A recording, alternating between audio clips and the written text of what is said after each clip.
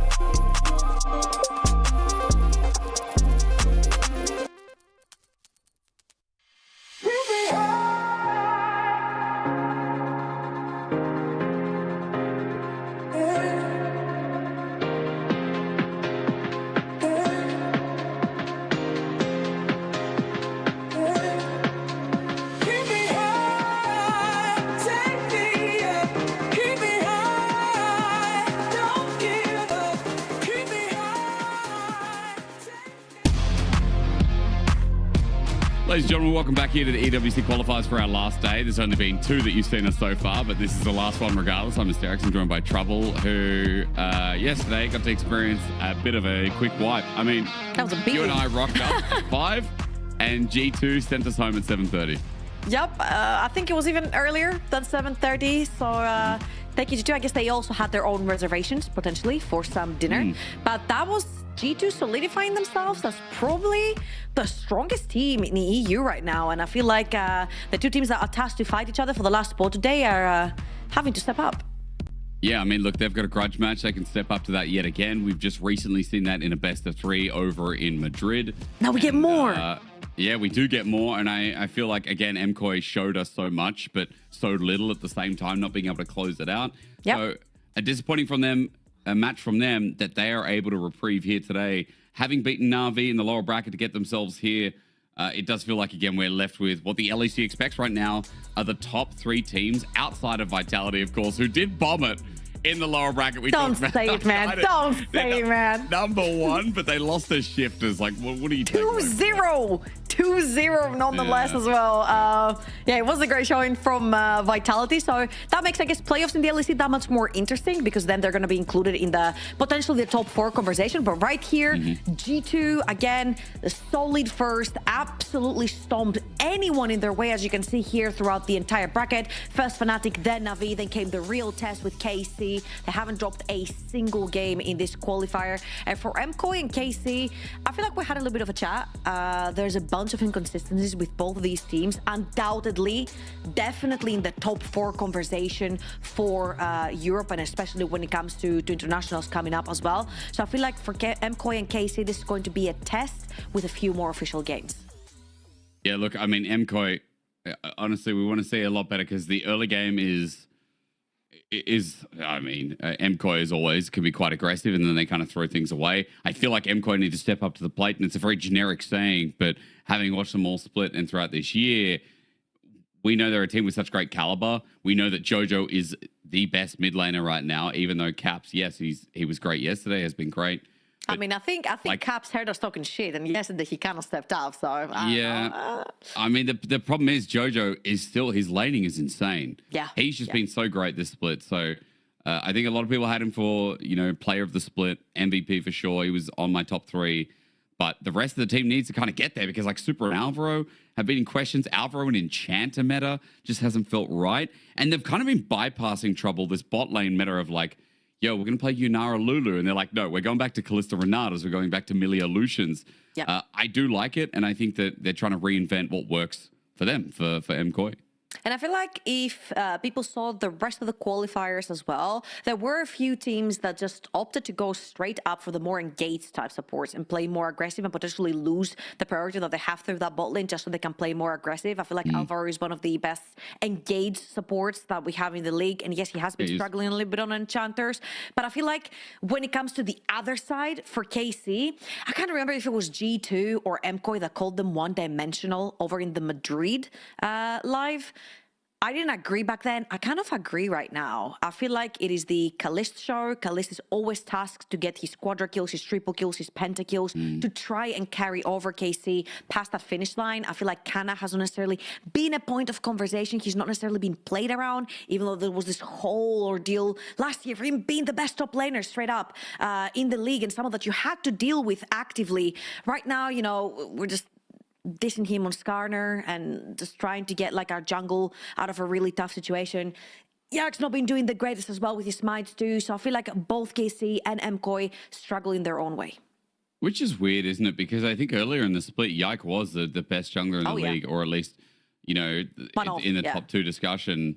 And I could easily say like him with Lensis were my jungle votes for, going through MVP. Obviously, recently the conversation came up of like top 3 in every role. Yike was number 2 for me. I put Lensis over him, and then I put Skewmond even under him because I just thought Yike had that good of a split. But recent weeks, man, Yike has just been, a little bit tested. And it's not like they're forced errors. They're kind of like they're his own doings, right? Like yesterday on the Neferi, he dove bot twice, and then he threw away the lead each and every time after the play. So I don't know what's going on with Yike right now, but there needs to be some kind of recollection of the earlier split.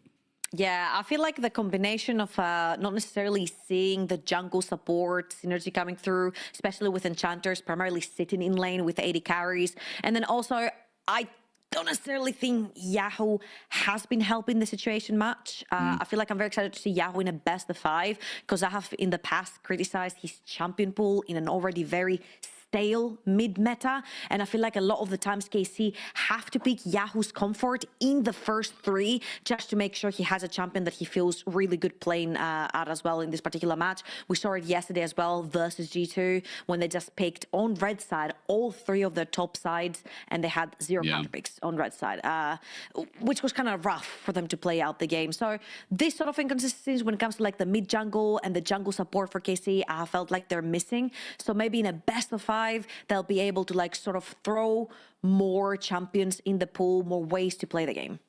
Yeah, so obviously we're being, there is criticisms for both teams. Like I'd argue some of the games at Kalista earlier in the split were okay, and Yahoo was a lot more solid of a mid laner. And now it feels like him and Yike, Yehu and Yike have really stepped down, and Kalista and Busio have had to step up even further. Yeah. And that's KC on a plate. On the other side, Mirwin has had a terrible split. And again, we're going into this negative. I think we need to get this out of the way first, because negativity comes when you have high expectations of a team, like, for example, G2. When earlier in the split, we were shitting on G2 because they had a horrible start to the LEC regular season. With the same with Movistar Koi, even though they've had some better games in the past couple of weeks, like, it does feel like it is JoJo or nothing with a sprinkle of El Yoya. Mirwin has played better in the last week, but Trouble, it's like, where are we going to land on Movistar Koi today? Their variance is so damn large. Kind of like KC, but I feel like larger.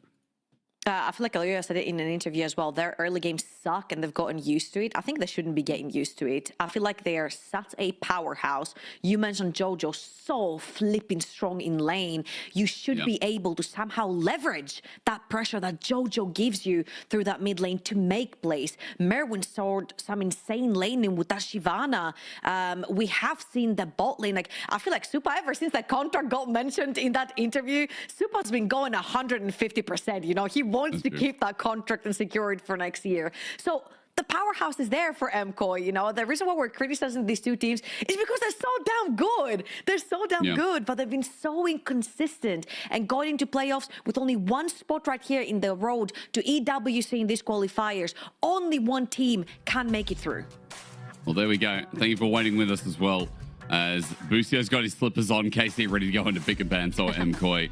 Only one team. It does say that the LEC champion will also qualify for EWC, but I don't know what happens in the case of, hey, what if the LEC champion is not either of these teams? I assume that's the third team. Well, I'll clarify that for you by the end of the broadcast regardless. I got questions about it, but for now, double jungle ban. MKOI are getting rid of a bit of comfort off of Yike, and I will say that his Vi has gotten a lot better during the split, as we've said numerous times. As Rumble away from Mirwin, also off of Kana. I guess that's also a double ban for MKOI's sake as well. Yeah, and I'm looking at things like the Pantheon potentially that will be left open. Pantheon, Jinzhao. What happened with Ash? What happens with Ash Seraphine? Because Kalista and Busio are more than happy to pull that Ash Seraphine down that bot lane. KC, a very bot-centric team for the time being. And the last ban for KC right here is going to be the Akali. So this is what's worrying me. That's screaming to me that Yahoo just wants to pick Azir again on the first three. Yep. Maybe JoJo will just take it away though. I mean, that seems like a big brain move. You take it away for the series. JoJo's most played as well. And maybe Yehu's like, okay, it's a bait. We're going to take away the Akali, lock them into Azir first pick, and then we can double lock bot here. I don't know if for KC Trouble, maybe you think it's like a play after a play. But for MKOI, taking away the Azir would also just be an option. But instead, they're going to go for the Anivia and kind of just assume what's going to happen. Now, what I really like about this Anivia right here is that it's a triple flex from the side of MKOI. If Kana wants to play something a bit more aggressive, Merwin slams the Anivia. If they want to go Rise mid for Yahoo, then JoJo can play the Anivia. If they want to play Ash Seraphine down bot lane, Anivia is fantastic into Ash Seraphine as well. So the triple flex on that champion right now is going really hard on those first games. And KC, luckily, they do have red side, so they can counterpick. And it's going to be something that they're very used to, either the Bard or the Seraphine for Busio, very proficient on both of them. Oh, Busio Bard, though, that's a classic. And so he gets it once again. Teams have started letting it through him as well. He's played 4 games this split in the LEC. 2 wins, 2 losses. So for what it's worth, it's done some damage, but maybe not as much as some of you would expect at home. Meanwhile, Yike, thinking about his jungle pool here. Running into an Anivia, wants to play Wukong as a question mark. Jarvan and Vi are both gone. Pantheon also up? Yeah. Yeah, okay. Yep. All right, so I'm sensing something more of a front to back coming through from the side of MKOI, particularly with the Anivia. Your Shinzao is open as well if you want to play for that. You can even grab Ash Seraphine right here and then double flex the Anivia over on the top side of the map. But Yike on Pantheon with Busio on that bot. I'm expecting a little bit more of what we talked about earlier, a bit more of jungle support synergy, movement on the map, try to make early game plays. Varus, by the way, open, locked in. Okay, you talk about flexes. Another triple flex. Okay. It's another. Mirwin plays that top, and he's played it into Rumble lane. He's not going to get that option this time with the Rumble ban, but regardless, leave that in the back of your mind. While for MKOI, hovering around their jungle potential, Nocturne usually paired with either Aurora or Orianna. One of those is taken away, and surely if this gets locked in, KC will take the other.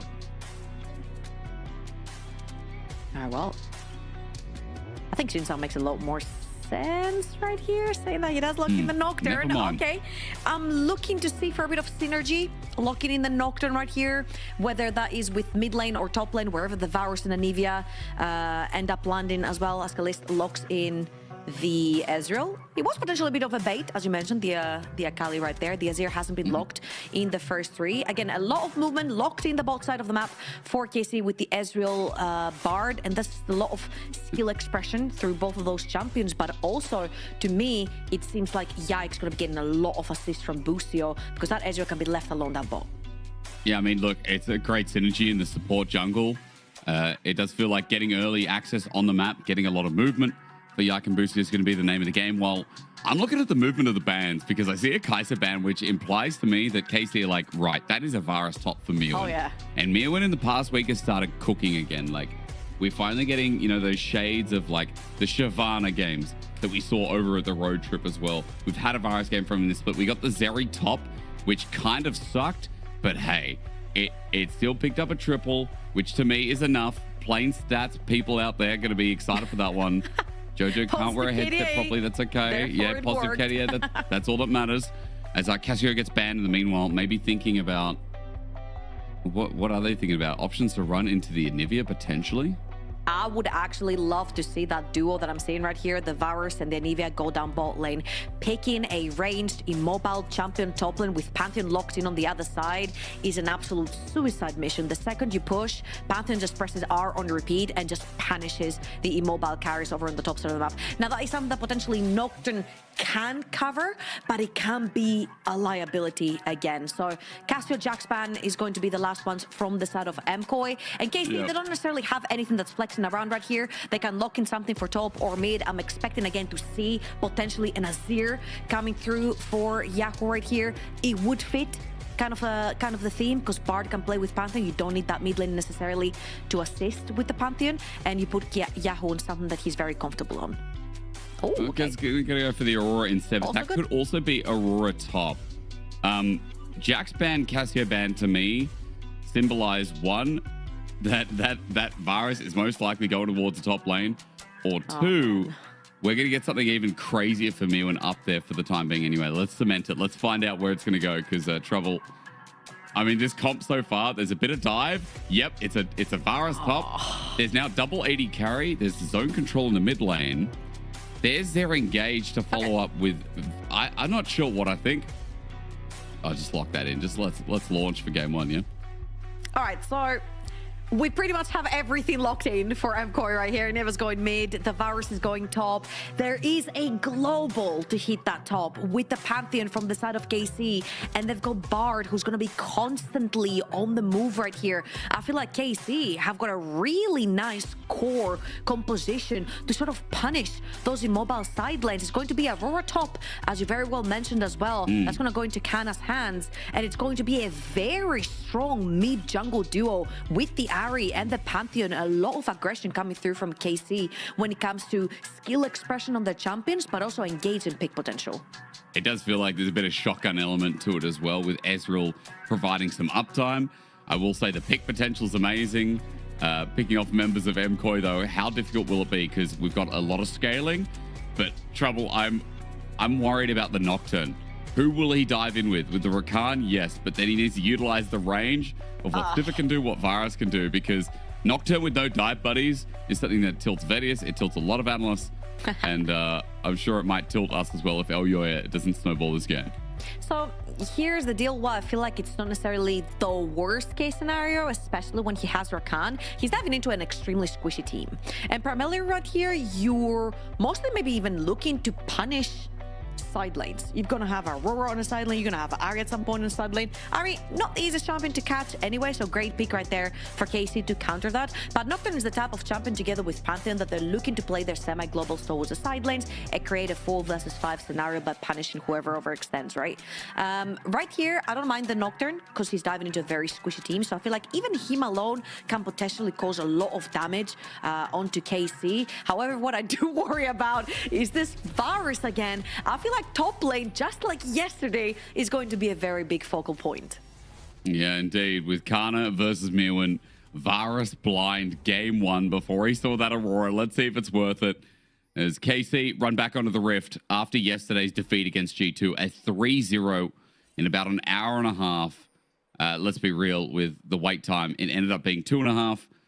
So we'll call it an even 2 as to what we went through only yesterday. Today's the final spot of EWC for the LEC. And we have triple lethal tempo on the side of MCoy with electrocute in the mid lane. Looks pretty standard here. And it looks like on the other side, Kana's just going to try and match and see what he can do in the lane. Oh, by the way, Mirwin does have exhaust for Kana. Yeah, I do really like that. It negates a little bit of the pressure, again, that we talked about, being jumped by Aurora and Pantheon. Cannot be the easiest thing. There's too many damage profiles on both of those teams. Like, both those teams have a lot of damage. Whoever gets caught first will most likely die on each team. So both of these teams kind of prone to overextending, kind of prone to getting caught, particularly side lane. So we're going to have to keep our eyes on if they can keep track of the Nocturne and the Pantheon when they have their eyes onto side lane. But not for the time being. Both of those junglers, they're going to start from both sides. Heading to the top side of the map. Mirwin with a huge trade onto Kana, and first exhaust going down. Yeah, exhaust in the bottom lane. Good cosmic binding from Busio as well. Super to half HP to burn the pot. But top lane, that is a beautiful start. And Kana's already going to have to back use his TP. And he'll have nothing to show for it as well. He's got full CS. So, yeah, his flash was burnt. Mirwin burned his as well. But he has a combat summoner in exhaust. And he started Blight instead of going for Hail of Arrows. So, had W and Q. So, had exactly what he needed to win the trade. 16 CS, gets the push in. And this could allow the invade trouble for Elyoya. Yep. Look on your minimaps right now. Elyoya invading, does have the push with the Anivia. Mirwin has already started moving right there. They're going to find Yike in the jungle. And he's going to flash away immediately. Krug's up for grabs. Kana going to come on in, but he needs some levels behind him. Now that he's 3, he can come in. Smite, actually, I believe, went to Yike. Yeah, good steal back from Yike. He's back. Elyoya's going to run away. 50-50. Yeah. That's the way it is, I guess. I'm surprised Yike just walked and got the smite. Elyoya thinking about it. Busio going to face check though. Spell shield's up. He's going to be feared. Q damage down. Busio, I'm not sure face checking was the play when your mid laner is 1v1ing the egg. Flash from Yehu. Alvaro gets the summoner out of that mid laner as well. And Jojo goes into the egg. Not sure what KC are doing, but Trouble, I'm kind of worried. Elyoya is still sticking around. He knows Yike used the smite for the Krugs. So you can just steal that, but how can you get out? Elyoya got the smite. Kana's level 4. There's the knock-up. Really nice play from Alvaro on the zone. He's on an engage. No problem. It ain't enchanted time as Elyoya gets poked out. Scuttle's going to be given up for this. But a red steal gets Elyoya right back where he needs to be with the kill picked up as well.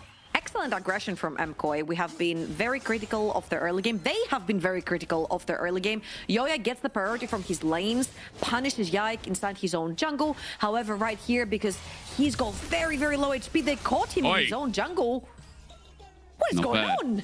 I'm not too sure. Yike is going to steal the blue buff, though, and I know that's going to be a bit of a win. Keeping the aggression from KC's support jungle. This is what you want to see, Trouble. This is what you tell them in Big Ban. You wanted to see them move, and we're like not even 4 minutes in, and Busio has just abandoned lane. He's somehow level 3, by the way, and is just linking up with Yike nonstop. Magical journey for Mirwin. Here it comes. Here it comes. No flash. Here it comes. Here it comes. Meanwhile, in the mid lane, Jojo level 5. Yeah, who has no flash either. He has no ult to get on out. Alvaro using an icicle. Yeah. Well, they're going to back away. It looks like the play didn't happen in the end, and Busio Yike back away.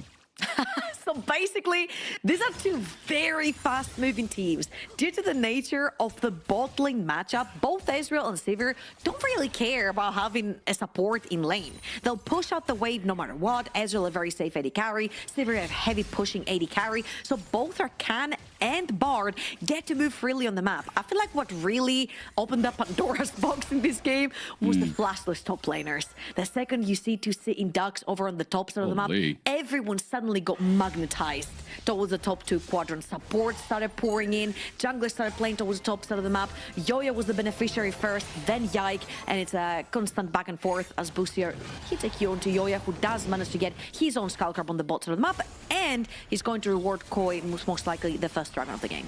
How cool was that graphic, by the way? We just saw a time spent in enemy jungle, and Yike had 1 minute and 6 seconds in the fight. What? Okay, bro. The blind virus is winning. This Aurora was meant to be a counter-pick option as Jojo doesn't have enough mana. We're going to fight towards this river area. Yahoo coming in at level 5, but I'm just waiting to see what Jojo can provide. Sets up the Glacial Storm, the Crystallize as well. Everyone jumping in. Elio doesn't find the mark, but finds a flea in the end. We're all fighting here. Orbital Deception gets maximum value, but Jojo, even without the egg, wants to sacrifice Kalist. Already has a double kill. Super will get one, but now he's in 1v3, and Sure to go next. 2 more over for Yike, by the way, as no mana on a level 6 Anivia is pretty much useless. That was such a huge overextension right here. Yoya flashing in, and I feel like MKOI, because they were sandwiched, they only had one option, either to all move forward and try to get a kill or to back out, and they chose to move forward. Now right here just straight up wins the 1v1 by landing pretty much everything. Doesn't even have to use the exhaust. And let's watch this one more time. Booster sticks around, sees MKOI. Yoya has tanked a lot of that damage from the dragon, but Jojo joins the fight with only about 5% of his mana pool available. All the poke coming through from the Bard and from the Pantheon. He's just autoing to push forward so they don't get sandwiched, and then they just end up falling one by one to Casey. He literally pressed W and Alt lasted for half a second, and then Jojo was just slapping him with ice bits. Like, it was the most useless Anivia fight. But I think more so, this early game, this game in general, it's been a killer minute. It's been degeneracy. But it's just, it's kind of just been like, yo, guys, we're kind of in a scrim. We've got that online environment again, I guess. And we're just warming up. So I guess a good start if you like, you know, the scrappy bits. It can only get better from here. I like it for 2 ways. The things that we've been criticizing for both teams, it feels like both of these teams are trying to fight against them. We've criticized the early game from MKOI. They're trying to play more aggressive. They're not just falling behind. They're trying to push their advantages. Yes, sometimes it's going to backfire like this one, bad decision making, but that happens. They are trying to go against the narrative. For Casey, we said, hey, Yahoo doesn't necessarily have a lot of priority over in the mid lane. Doesn't really link up with Yike a lot. Busio gets stuck on, you know, Seraphine and Lulu duty. Doesn't link up with Yike. Busio's been on Yike's tail this whole game. Yahoo has been trying to get aggressive trades over in the mid lane so that he can be of use on that mid-jungle duo that we've been talking about for KC. So everything that we talked about that really worried us at the start, in this game one, even though, yes, it does look like a fiesta, both of these teams are trying to build a case against. I mean, I think on your point of support jungle, Busio must be so happy right now because Kalist gets a double kill in that fight. Kalist almost has Trinity Force. And you want to leave that Ezreal isolated as much as possible to play for things like this. Busio moving up, Yike behind as well. He can launch himself in with the Grand Starfall, but as Jojo sends up the Glacial Storm, a Q steal at first, almost Yike. Good call, close call on a ward. But all 3 grubs in the end will go to MKOI. Yeah, and reminder, the dragon that got started by MKOI down the bot side of the map never ended up going down for either team. So Casey, very aware of the situation. They don't have a lot of control in this river. Kana cannot walk from that top side as Yahoo gets caught just a little bit here. Spirit Rush in, gonna take it. Charm misses though. Jojo does flash away. Yahoo running out of mana. There's 3 members here. Crystallized down as MKOI want to think about it. First Paranoia of the game as Magical Journey got to get them all out. Yike gets out and then Busio follows up. So a lot of whiffs once again, throwing blow for blow, and that's once more what this is. As yeah, we've got like ultis. this might be a little bit more than this, especially since the dragon is up for grabs right here. However, with Supa getting poked out so heavily, Yike feels like they have the numbers advantage, the HP advantage on their side to walk into this river and take the dragon. Again, MKOI are coming from sort of like a double neutral objective from the top side of the map where they did the void grabs, they committed to the fight, and then they can't go straight dragon because there would be too much time waste for Eluia right here. So KC are going to take this dragon. Really nice trades in terms of HP from Kalist onto Supa that allows Yak to secure that one for them. As we come back to the bottom lane, Alvaro is, I guess, seeing Busio hold the wave as back's going to be taken here as well. First item's also going to be picked up across the board, and I'm saying that because Yike is already onto Sundered Sky. Should be Elyoya here with a Hex Plate. Yep, pretty much early as well. And Rod of Ages in the mid lane just about to be completed by Jojo, but he's going to TP in. Probably get that on the next return. And the only lane I will say that has been kind of isolated and more explosive is Mirwin. But the fact that Kana's keeping track of CS ain't too bad with the way the game state is going.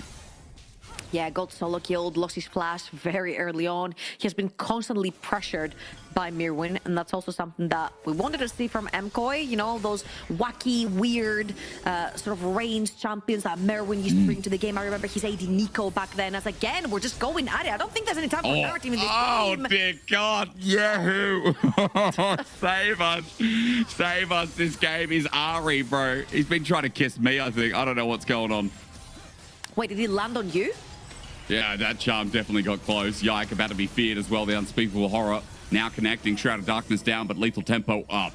Elyoya looking for the fight. True Shot Barrage tags and damage only onto him. The Comet Spear as well. In case he's just going to back away as MKOI cover what was attempted play mid. Man, I love best of fives, and in particular, game ones of best of fives.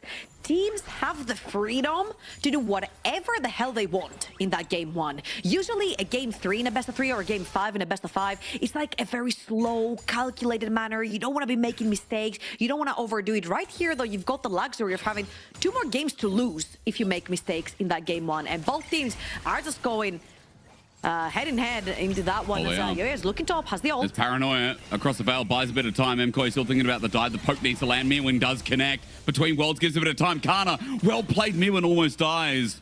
Very well played from Kana. That was a timing issue, and he pulled it to a piece as Busio tries to finish the job. Onto Mirwin. Exhaust comes out, saves the life of this top laner as the all-in from Yike is going to cut off Elyoya's escape path. Puts up the shield as Mirwin jumps in, tries to find Kana, but he jukes him again.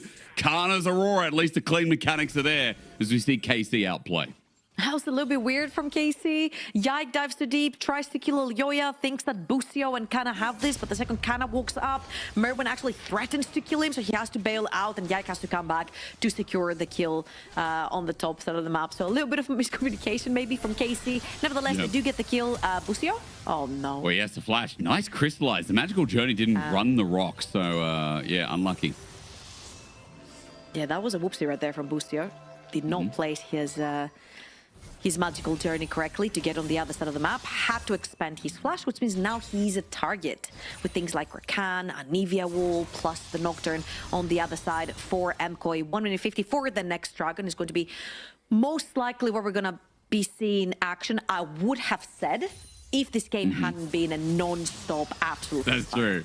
That's true. I think we've seen enough to get us warmed up, and just knowing that the pace has been this way is definitely going to give us a second Dragon to watch out for. Minute 30.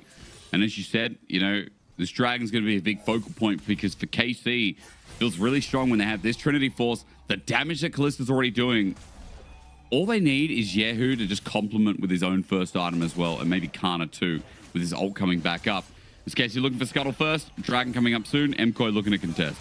And reminder, Kana can ditch top lane whenever he wants, try to pull back and tip into this fight. Turning into an engage quickness, flash Paranoia, good knockup from Alvaro. He's engaged, not too bad, but with the Spirit Rush out, Yahoo has got an easy angle here. Super's going to run in as well. Charm is going to run into the Nocturne Shield. Super's still there. Tempered Fate saves the life of Yike for now, but also gets up Super. No, I think the Tempered Fate ruined it. Chains of Corruption as well with a hail of arrows. Yahoo next to go, and now Kalista and Kana have to run for their lives. Flash, Elyoya predicts the Arcane Shift as Jojo now matches as well. He gets the Flash Frost down, and as Kana takes his between worlds, he's going to get himself out. He presses W across the fail. Managed to get a reset off the kill. Now running for his life. MKOI looking for the chase here as it looked like an MKOI favored fight.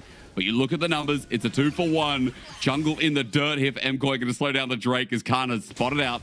Jojo might have enough mana to find one more hit, but it is Super in the end with On the Hunt and a Boomerang Blade who claims the kill. Ooh, absolutely incredible micro from the side of MKOI. The spell shield from Elyoya on the E from Ari was absolutely beautiful. And I'm actually seeing the scratch in my head. I'm like, how did Kana TP into this fight second to Mirwin? It just did not make sense.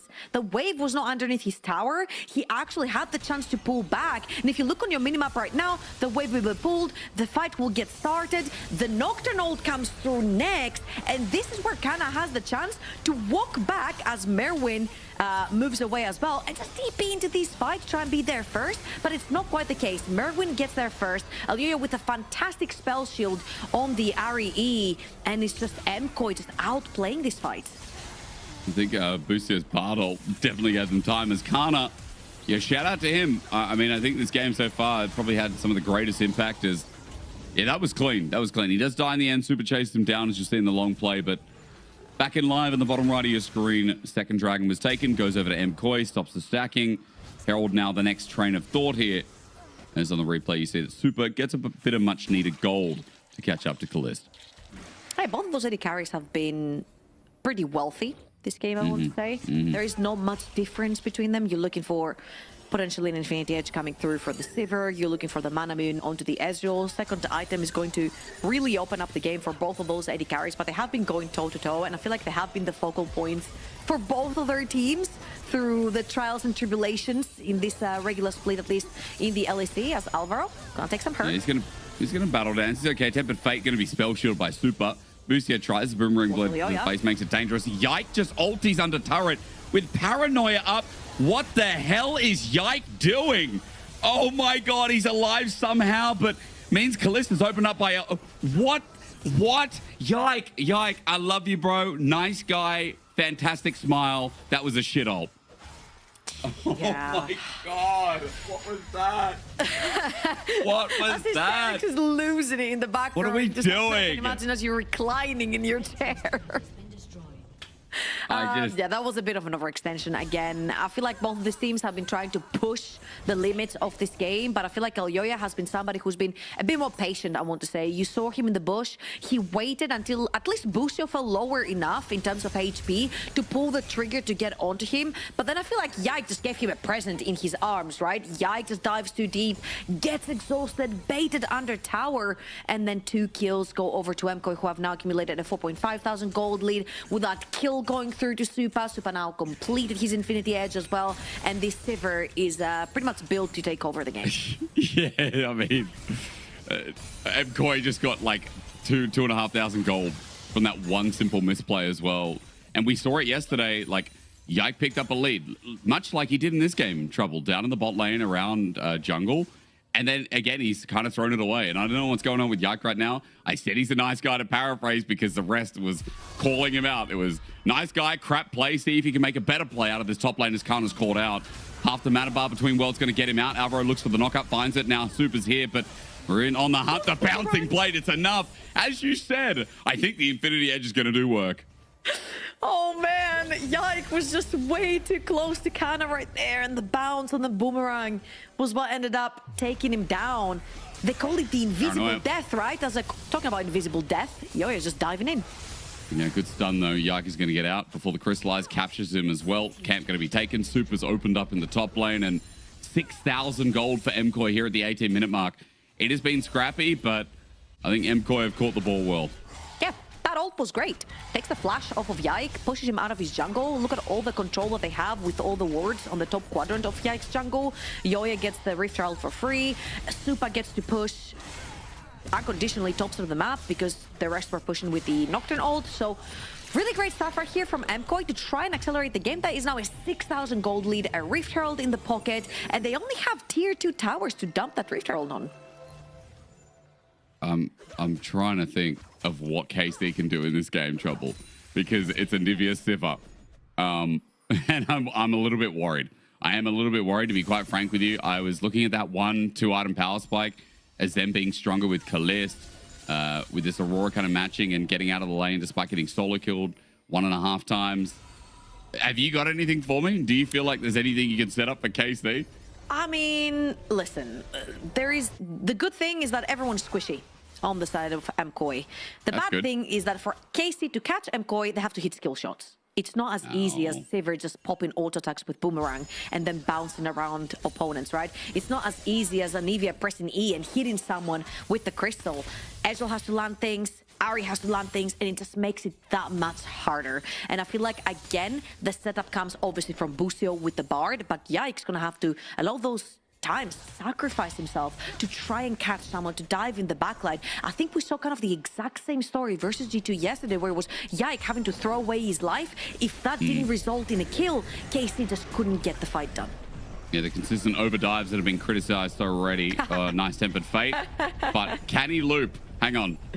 No. Oh, it's too hard of a turn. He can't turn that corner. I think you need to go on the wider part of the rift, but maybe wouldn't have had time. So Alvaro, gonna wait for the Herald to just walk up and get the autos down, but Tempered Fate still negates the turret push here from Herald while Kana's caught on out.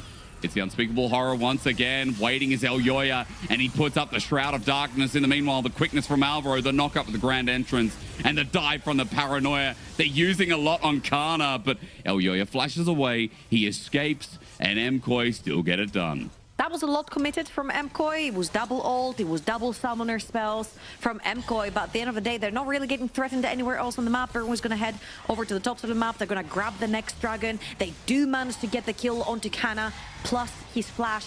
And as you can see on new minimaps right now, Supa's going to catch that mid lane wave pushed by Kalist. And Alvaro is just going to TP up top lane, if I'm not wrong, with his spellbook and cover Merwin, who wants to catch the wave pushed in by Yahoo. So excellent macro so far from MKOI. They're taking that early game lead that we're not very used to them having, and they're just running away with it. Again, I think Alvaro on Engage versus Alvaro on Enchant is a completely different story. And MKOI, it is good at least. The Charm is going to connect here on the said support. It is good that MKOI are kind of playing more their style rather than like, oh, guys, we've got to kind of adapt to the meta. What we knew MKOI for was like, okay, Mirwin, strong laner with these like really unique niche picks. This game, exactly that.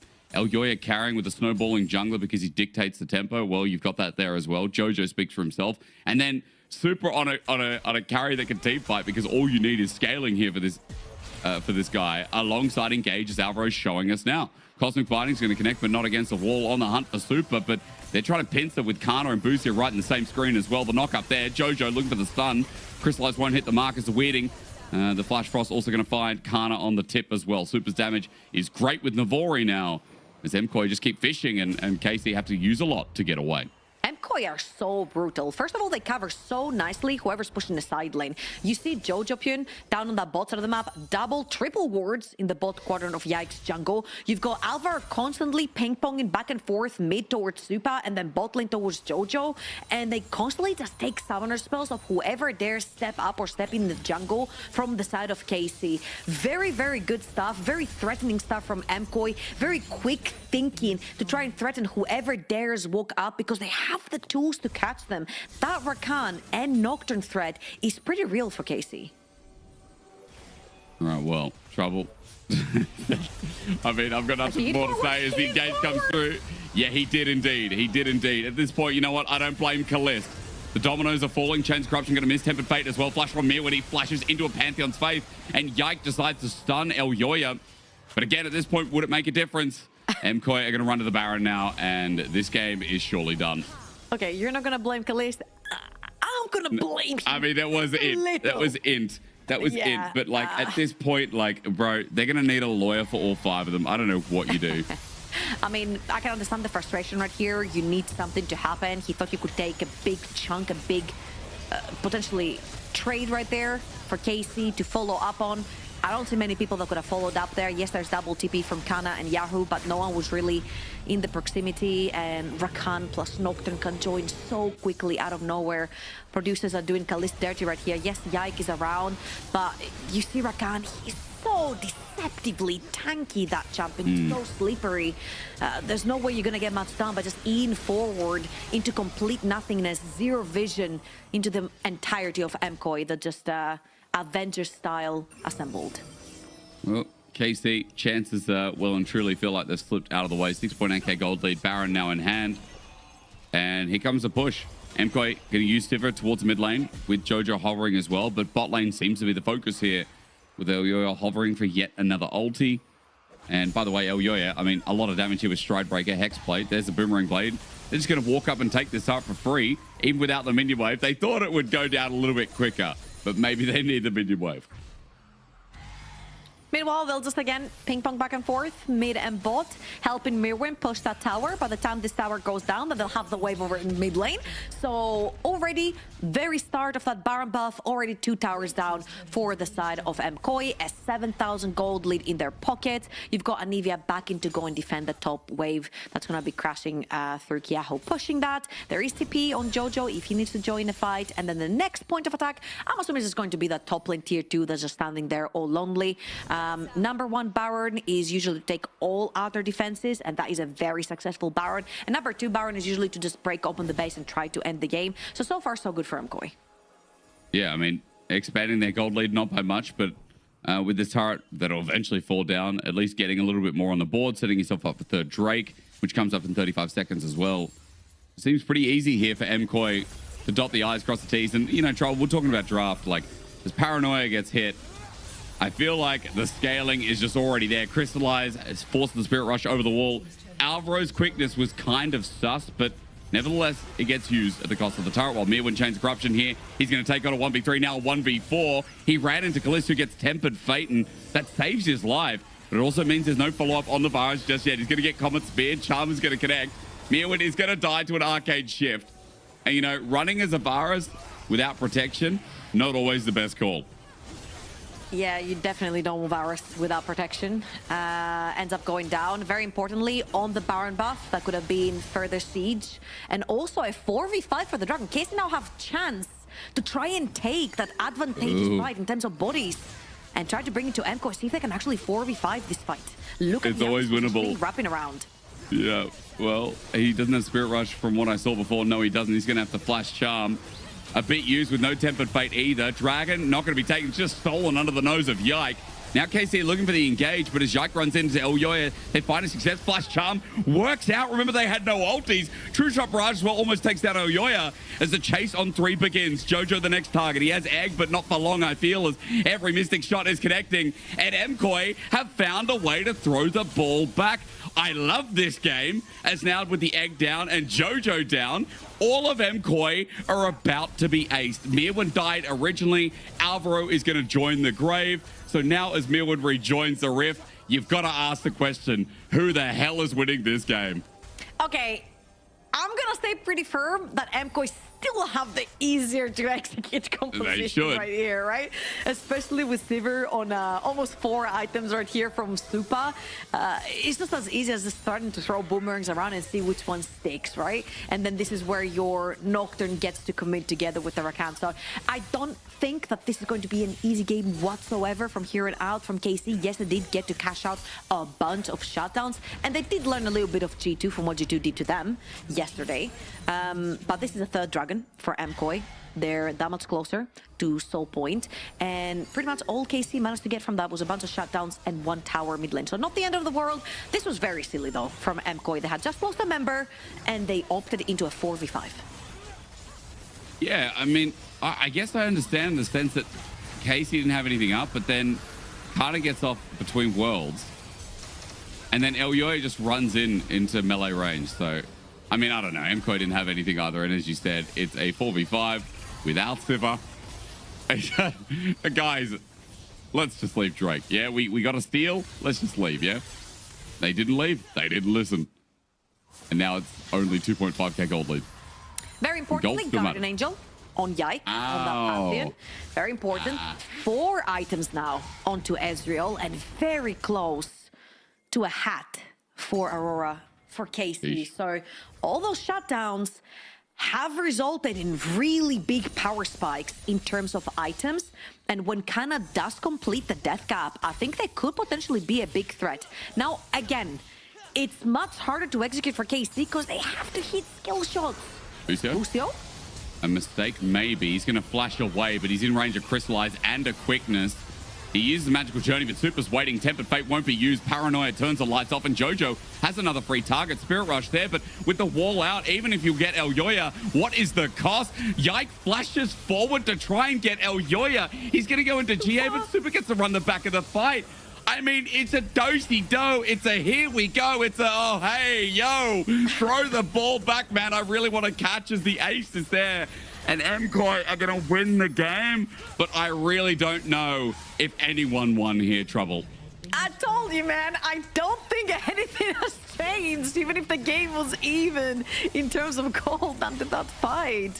MKOI just get the win. Very great early game, transitioned into some whoopsies, but they ended up closing it out. I love chaotic games, right? But this was just silly on many different levels. Game 1 done, MKOI get the win, but both teams, let's have a review, yeah? Let's talk about this. I think both teams go talk to your coaches. Get back to your corners. Jesus. So, the whiteboard is ready. We're going to start with minutes 2, 4, 13, 15, 18, 19, 20, 23. It's more than that. And these are all the points that we need to fix for game 1. Obviously, I'm just kidding. It was a very crazy back and forth game. See champion, kill champion, both teams playing incredibly aggressive. And I mean, like, rightfully so. You got to leverage that early game. Ari plus Pantheon, very strong. You go Rakan roaming early game with that Nocturne, very strong. Top laners suddenly don't have flashes. Minute 3. Everyone is just gravitating towards the top side. But for example, some of the most egregious plays, we're going to see a replay here. Here's your breakdown. Yeah, that was a solo kill. Not sure what happened. I can hear my daughter screaming in the background, by the way. She hated that. And then this was the play where, like, MKOI are fighting with an Anivia at level 6 without mana trouble. There's no mana on this Anivia. I feel like by the time they had already committed, it was very obvious that they were going to get sandwiched. So they had only one option, to push forward, try to get as many kills as possible until KC clears them in that particular part. And then they have a lead here. And then the plays that we didn't get to see Yike diving mid with ulti and inting, like that was egregious. And then, I mean, I don't even know from here. From MKOI, it's like this was one of the closer fights, I guess, right? I can't even remember this fight. I can't even remember this one. That was where MKOI just straight up outplayed KC. Oh, the Boostio Bart was trash. Yeah. Mirwin coming in with the Vowers way before Kana as well. And I feel like I've seen this from Kana quite a bit, where the teleport is just like a little bit too late. I'm not sure if it's Kana's call or if KC truly think they can take the fight until Kana is there. But I feel like Mirwin getting first to this fight really solidified the victory right here for MKOI, especially since he was the stronger mid laner out of the two. I don't mind how MKOI played this game. Sure, they might have thrown that one fight, especially from Mirwin, just overextending. This is just my one criticism to Mirwin. I have seen this before. And I have seen it on Shyvana. And I've seen him with like a 5, 6, 7k golded on Shyvana and throwing 3 fights in a row because he gets caught. I feel like this is the one thing that I want to see Mirwin sort of cut back on and be a little bit more aware of when he's that far ahead and he can actually dictate the game. I mean, I know that comp was a little bit janky, but also I think, but not just him, but also like the fights here, for example, right? As you said, MKOI a man down, and they decide to fight this anyway with no ultis up. And yeah, Yohei just gets one tapped, and so does Super. Yeah, because I feel like if you look over on the side of MKOI, they're very heavily reliant on their ults. The Rakan, the Nocturne, like this was the wombo combo we talked about, whilst Ezreal, Ari will always be relevant together with Aurora. If they do manage to land their skill shots, they will do damage. They're not that much reliant to their ultimates, especially in a close combat kind of situation. But this was the fight that ended everything. KC overextend for a wave, MKOI punish, and of course they do have the extra dollar. Supa is completely untouched on this entire time, and the bouncy bombs from his boomerangs do a lot of damage. It just took down the whole team. Yeah, they did. They got to their scaling point. I mean, yeah, it is, but it's okay. It's close enough. I get the ricochets. It's similar. There you go. There's the roller coaster. Yeah, welcome to Disneyland. That's exactly how the game went. Yeah, lacking a bit of damage on the side of KC, as you can see as well. I feel like, again, that mid-jungle duo just hasn't been able to stand on their feet. That's what I want to see. I'm like, yes, Ari, Pantheon. I want to see aggression. I want to see going towards the virus, towards the top side of the map, shutting him down. He's an immobile, sitting dark of an AD carry. Just punish him over and over and over again. And it just wasn't quite the case. And this is what's making me scratch my head when it comes to KC. I don't know if their calls are muddy in game. It just feels like it. It's just so uncoordinated. I don't know if there's like a singular call that not everybody's following or what's happening, but I'm just seeing a lot of miscoordination coming from KC, which results in the fights that we watched earlier. Yeah, look, I mean, again, while MKOI are also a little bit muddy, I think, with their communication as well, at least they're clearing a little bit quicker than KC. It's been a rough weekend for them so far. KC yet to win a game here on our screen, at least, you know, and facing G2 and now MKOI. We're going to go to a short break, recover, revitalize, just breathe. You know, go and have a sip of water. Go play some, I don't know, whatever you're playing. Yamato's playing Warcraft right now. Go play some GeoGuessr. Go chill out, Trouble, whatever you want to play. Play with the Labubu's, the scary things behind you. I don't know. Everyone, go have a break. No, I don't know. No. Look, everyone just chill. On a break, please. Oh my God. Let's recover. Let's revive. Yeah.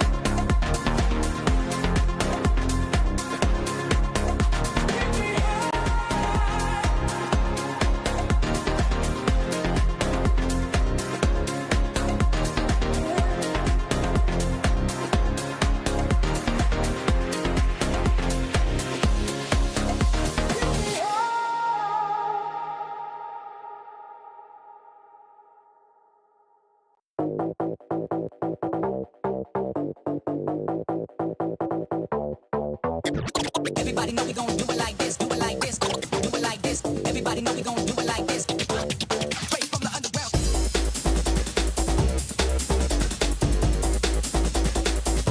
Everybody know we gon' do it like this, do it like this, do it like this. Everybody know we gon' do it like this, do it like this. Straight from the underground.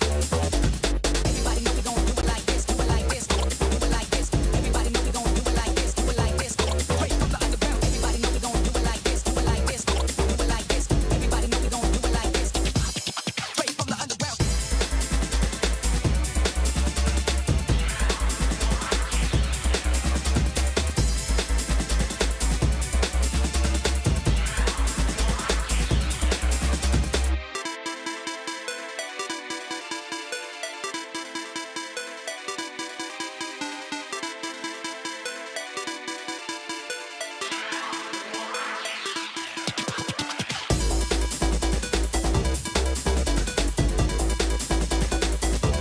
the underground. Everybody know we gon' do it like this, do it like this, do it like this. Everybody know we gon' do it like this, do it like this. Straight from the underground. Everybody know we gon' do it like this, do it like this, do it like this. Everybody know we gon' do it like this. Straight from the underground.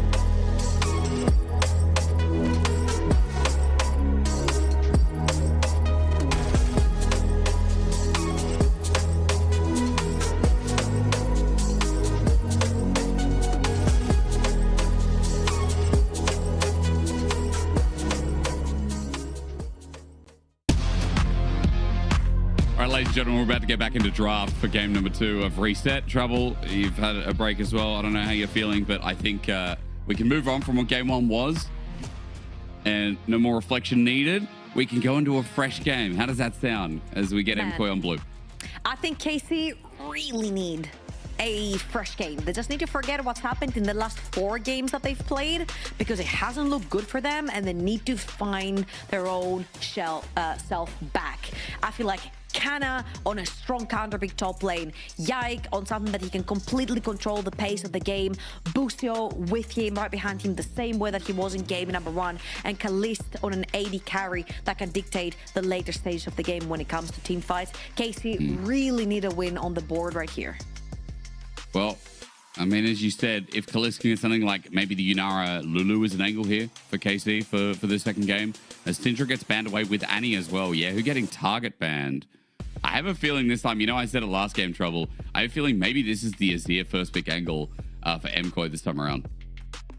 I'm seeing Annie Syndra bans right here. I'm thinking even something like a Rise could potentially go through for MCoy. They do like their globals in general. We did have a Nocturne, but the Seraphine is going to be taken away. And let's see if KC are going to choose to either take the Ashe away and split it up as we've seen before, or if they're just going to choose to straight up play something else. Usually that something else is the Bard Caitlyn, and Bard is no longer available. So it might be a choice to just take the Ashe. KC, what is their option going to be? As you said already, seeing Kalist on something that can scale, this is going to be the takeaway. They're going to get rid of Ashe Seraphine, but there's no Ashe Nautilus. Ashe Brom, an option. Yikes Vi instead. They're not going to pick up support. There's no need for them here. But now the question is, how do MCoy fix this? You were kind of suggesting before. How do they fix this duo? I kind of really like Ezreal Seraphine, but that's no longer it as well. So if there's something that really dumps on Ashe, like the Misfortune, perfect. Really nice wombo combo right there. Or the Jhin would also be the case. Cassiopeia locked in by Jojo. Now, previously we did have the Arena plus the Akali ban, and I feel like Akali for Yahoo right here. Yes, it would make sense to play together with Vi, but I'm not sure how it would look overall versus the compositions that MCoy have. It's going to be the Talia that, again, very nicely sets up for the Vi. And from what I'm seeing right here from KC, there's just a lot of pick potential with their champions. Yeah, I mean, the mid-jungle you wanted to see, you told me in game 1, like, that's what you're looking for. That never really got off the ground. This is a much easier execution burden as well. Level 6, you can't really go wrong here between Yahoo and Yike. So let's see if KC can play through it with, again, heavy pick tools. Now between AD carry and mid as KC looking at banning away options into Yike. That is Yoyo Zinzao. Lulu gone from the other side to pair with the Ashe. Makes sense when right now the Ashe does not have the Seraphine pairing. Yeah, Booster can also choose to go for something a little bit more engage-oriented. Yes, you're going to lose a lot of your pressure down that bot lane, but Misfortune is overall really good into Ashe, and Seraphine pressures really well. Karma is still something that maybe you could look at if you really want the push. But again, I feel like since you've got Vi and Talia, maybe an engaged champion for Busio to just get all in, create that space around Ashe as well, could be something they're looking for. The Trundle ban coming through for Yoya. He has showed that he picks Trundle not necessarily when tanks are on the other side, but because he feels comfortable only to play it into fighters and bruisers. I hope we're not getting Skarn on top from Kana again. Like, I really hope. Like ever again. Ever. Like, I mean, because the Trundle always shows to me things like Skarner as an option. Things like the Sejuani as an option. I mean, is Kana going to cook that much? Oh my God, we got Vel'Koz. What the hell? Dude, Super standing up and he can't believe it. Look at him. Just look at him. I don't know if he even knew that. Super just looks so ecstatic about it, and it's on the other team. What the hell? Elyoya is now thinking, yo, I could play Kha'Zix, but Olaf as well, a good option to run, especially into Vel'Koz. Immobile support mage who does great scaling damage. But if an Olaf goes unstoppable, you can't do a damn thing. I feel like that's the whole story with this comp as well. Yeah, I particularly love Olaf into Ashe because he's an AD carry that just cannot defend herself when Olaf is just running straight at her. Now, Vel'Koz is picked to usually outrange opponents. Back when Azir and Orianna were a thing, Vel'Koz was rumored to be the champion that would be fine in lane, push from distance, be able to clear faster, and basically keep more safe. Cassiopeia really likes short-range champions because you can trade into them very well. So we'll see how the laning phase will go into a very much longer range mage like the Vel'Koz here. And with the Sion being locked in, are we getting a Vayne? Are we getting a Jace? Are we getting anything ranged or a Gnar coming through from Kana, since they have left him as last counter pick? Yeah. Vayne, Yone instead. Okay. I mean, I respect that. I take it. What do you think? Where do you want to start? It's very simple on MKOI's side. I feel like I know what their comp does. Yeah, it just goes all in. They sent Sion in, they sent Olaf, they sent the Seraphine ult, and once KC have actually engaged upon MKOI, they've got plenty of ults to actually use to disengage the Cassia ult, the Seraphine ult, the Wombo combo with the Misfortune ult. So it's pretty much a team fight composition coming through from the sort of MKOI, with just a lot of large area of effect ultimates coming through. Whilst for KC, oh my god, for KC, it's actually Vel'Koz support. I completely forgot there was a Talia locked in, so my bad right here. I apologize for that one. I completely removed Talia from my head. It's okay. Right. Okay. They're looking for lane dominance, right? Top lane is counter pick. Bot lane is trying to push. You take the early flash off of Misfortune or Seraphine. You could potentially look for a repeat to try and punish them. But yeah, we asked them to get creative. They are getting creative for the time being, both on top lane and support. And we'll see if their early game looks a little bit better than the rest that we have seen. I mean, I'm just proud of Busio right now. Like, this is an option going into game 2, and especially after the first game didn't look too good. Gonna go through his solo queue and see what's happening. I'm excited because I thought he was going to Cassia, and I was like, wow, I'd love to see this, you know? Like, Vel'Koz was picking to things like Orianna and Azir, like, because it outranges. Let's see how it does into Cassia, but we're not gonna get this matchup, of course, because Talia was locked in, and I was completely blind to it. That's okay. I mean, bot lane. I was, I was just focusing on how this comp wants to work because, again, I see a lot of pick tools from KC. I see a lot of individual targets. But I do worry about open spaces. I do worry about MKOI uptime with a front to back with a Misfortune setup as well. As we get into Summoner's Rift, again, EWC qualification on the line. Winner of this series is locked in. And I also got confirmation that the winner of Spring, for example, let's say G2 won LEC Spring, KC would move into the highest slot if they could win this series. And then MKOI would be into the lower slot, lower qualifier slot. So from my understanding, we get 3 out of EWC teams. That's what I'm reading here. That's what I'm understanding, Trouble. So, yeah. The more the merrier, I guess. Now, what I really like the Vel'Koz that we're watching right here, which is a very unique champion to see in the bot lane, is because Vel'Koz is a poke champion. Not only that, you need to be really good at geometry to land the Qs, because they split in a vertical angle, and if you're very proficient on the champion, it can be one of the most annoying champions and abilities to dodge in the game, but particularly in combination with Ashe that constantly pokes you and pressures you, this Vel'Koz can be extremely annoying to lane against, especially when both the bot laners from the side of MKOI are immobile targets. So Kalista and Busio leveraging the range and the poke, they have managed to create a push down bot. I will tell you as well, Busio played this 20 hours ago with an Ashe AD carry as well. He went Shurelia's as well as the Zazak's Realm Spike. So, yeah, I mean, it was a win for what it's worth, but that's the only game I do see. He's playing Camille, Shen, Zoe as Jojo. Oh, what the hell? That guy just flashed over a seismic shove. The camera snapped to mid. Yike came for a gank, but Jojo flashed in and ghosts out. That guy is psychotic. Mad respect. What the hell is this demon? That was absolutely beautiful. And you know why? Because they knew where Yike was. They forced Yike on his bot quadrant. And if you look at Elyoya, he then went to his bot quadrant to make sure Yike doesn't enter. And once they knew Yike wasn't there, there was only one way he could be, crossing through mid towards the top side of the map, which now Yoya has gone to push Yike out again. Once the TP, there is no TP actually in that mid lane, but he has managed to push Yike out. Some pretty crazy movement coming through from Elyoya just to make sure that Yike does not get any CS from enemy jungle. And he sits behind again. I mean, game one was exactly that. El Yoris, he picks up Wolves. He's got level 4. Yike's going to spot him out, but he's going to Vault Breaker over the wall before that undertow has any meaning. El Yoris still on the chase, yeah. I mean, Yike with no Vault Breaker, if he gets hit by undertow again, there's flash from El Yoya. He just stands his ground. Yeah, who gets undertowed as well.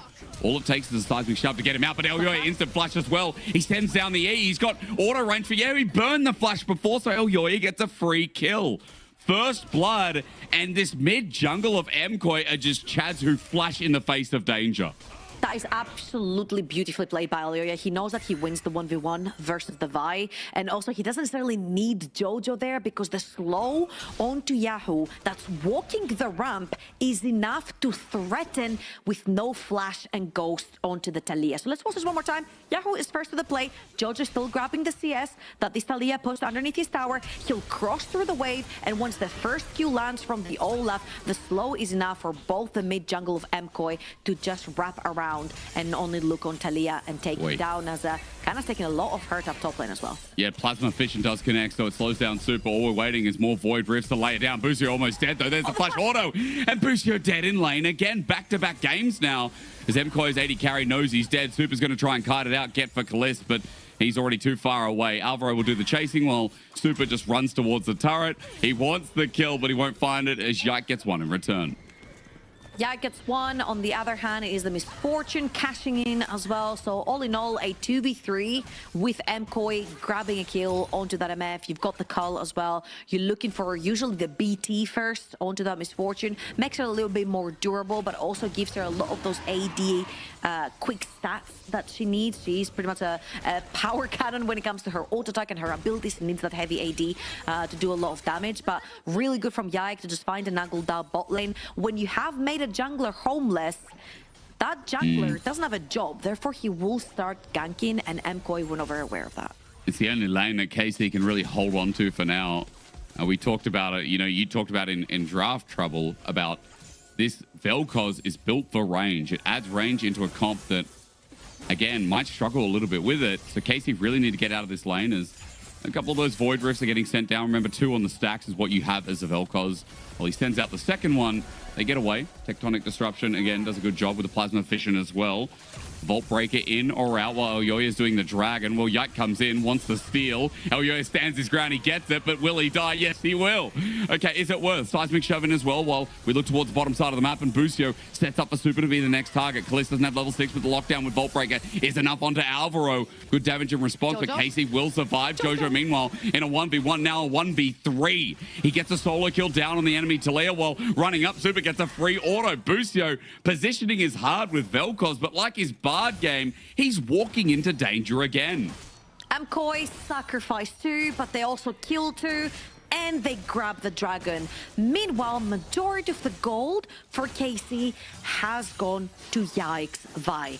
Very, very important. He did struggle in the early game. The faster you get to your first item, the better the spike will be for that Vi, the more he can look on the map to punish. Another 50-50 that Yike ends up losing on this Dragon, and Jojo is trying to pretty much play sandwich on the top side of the map. He's chasing Yahoo. Meanwhile, Supa and Alvaro are trying to hold them, and Elyoya is... Hang on, Ragnarok time. Busio. I mean, this is the problem with Vel'Koz. If you get caught out, you have nothing, and the Olaf pick showing its genius head again. MKOI are running the Rift, and Casey are dizzy once more.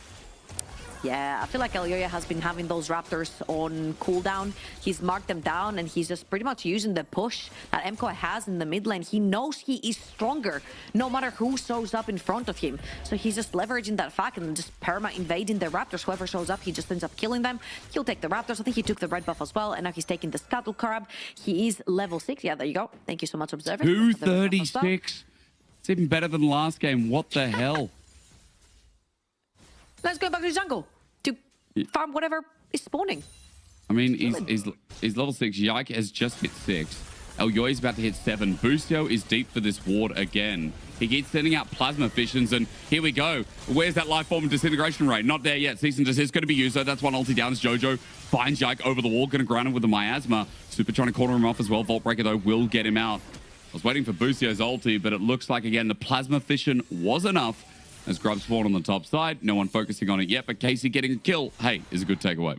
Absolutely. Alvaro caught out of position right there, instantly punished by the KC duo down bot lane, and now they get to dictate how this wave goes as well. They're slowing down a little bit. They're forcing the bot lane of MKOI to just search another lane to go to. You'll see Misfortune's heading towards the top of the map. We're expecting Sion to pretty much reset right here and head his way down the bot lane. And we have a new duo forming with the support. Yeah, I mean, Jojo just flash ulted there, so that was... I mean, look, everybody's going to have their days. Backwards. Yeah, I don't know if you saw that, but it was beautiful. I remember. Everyone's going to have their day. The Cassie ults, yeah, they're all beautiful. Are we always going to start grubs? Jojo not having the ulti would think would be an advantage. And Alvaro's deep. I mean, he can be. I guess Elyoya is that strong and has flash. He can always join him over the wall. Jojo's quite low, but guess what? Alvaro's coming to get Yahoo as grubs are secured. Top 10 places and Seraphine should never be. That's it right there. All top 10. This deep into the jungle. Yak thinks that is his jungle. However, Raptors again have been invaded on repeat. 80 carries are heading in as well. There is no arrow yet for Kalist. Lucio thinking about the angle he can play while Yike loses jungle again. Seismic Shove going to be immune. There's the encore onto Yike, low HP in a comfort zone for Elyoya. Bullet time added onto the mix, but Yahoo doesn't have any mana to try and find a response play onto MKOI. It's one for them. It's the steal. And yeah, look, Yike might be 3-1, but he's 3 and done if this keeps going this way. Shutdown going over to Jojo on this Cassiopeia. The more gold influx that a champion that builds Road of Ages gets in the early game, the better it is. The faster you get to build that Road of Ages, the faster you start stacking it. So great stuff right there for Jojo to grab that one for himself. And I feel like Yike felt confident. And why shouldn't he? Kalist was coming from the top side of the map. His teammates were over in that mid lane, so he expected backup. But again, this Olaf is just that much stronger. And the lower he falls in HP, the more of a bait. He's a catfish. The lower he is, it's a catfish. He just doesn't die. It's ridiculous, isn't it? It might be a KC gold lead, however small, but that does feel like, again, because Kana has just been solo farming and trying to get the gold back while the rest of the team is failing. Busio trying to check the brushes as now he has life form Disintegration Ray. So ulti's up and available. We're going to get some of that true damage. Busio just needs a target, and with Vault Breaker and setting up onto Alvaro, maybe they can do it. Alvaro trying to be baited in, but he will not succeed into the brush. Alvaro pulls back, and Yaki's going to hover. He's looking for potentially for an opportunity to push. However, right here, they can't even look for an invade because Yahoo is all the way back in base. So he wouldn't be able to join them just in time. However, they will start the Dragon since they do have a bunch of vision around that area. So that is a pretty good consolation prize for KC here. Yoya will spot them. Nothing he can do. Can't flash this wall. And even if he did, he would probably flash to his death to take a 50-50. So all going back to normal. Yoya gonna finish his red buff. Yak is gonna hover around again, sort of shadowing his mid-end bot lane. Arrow.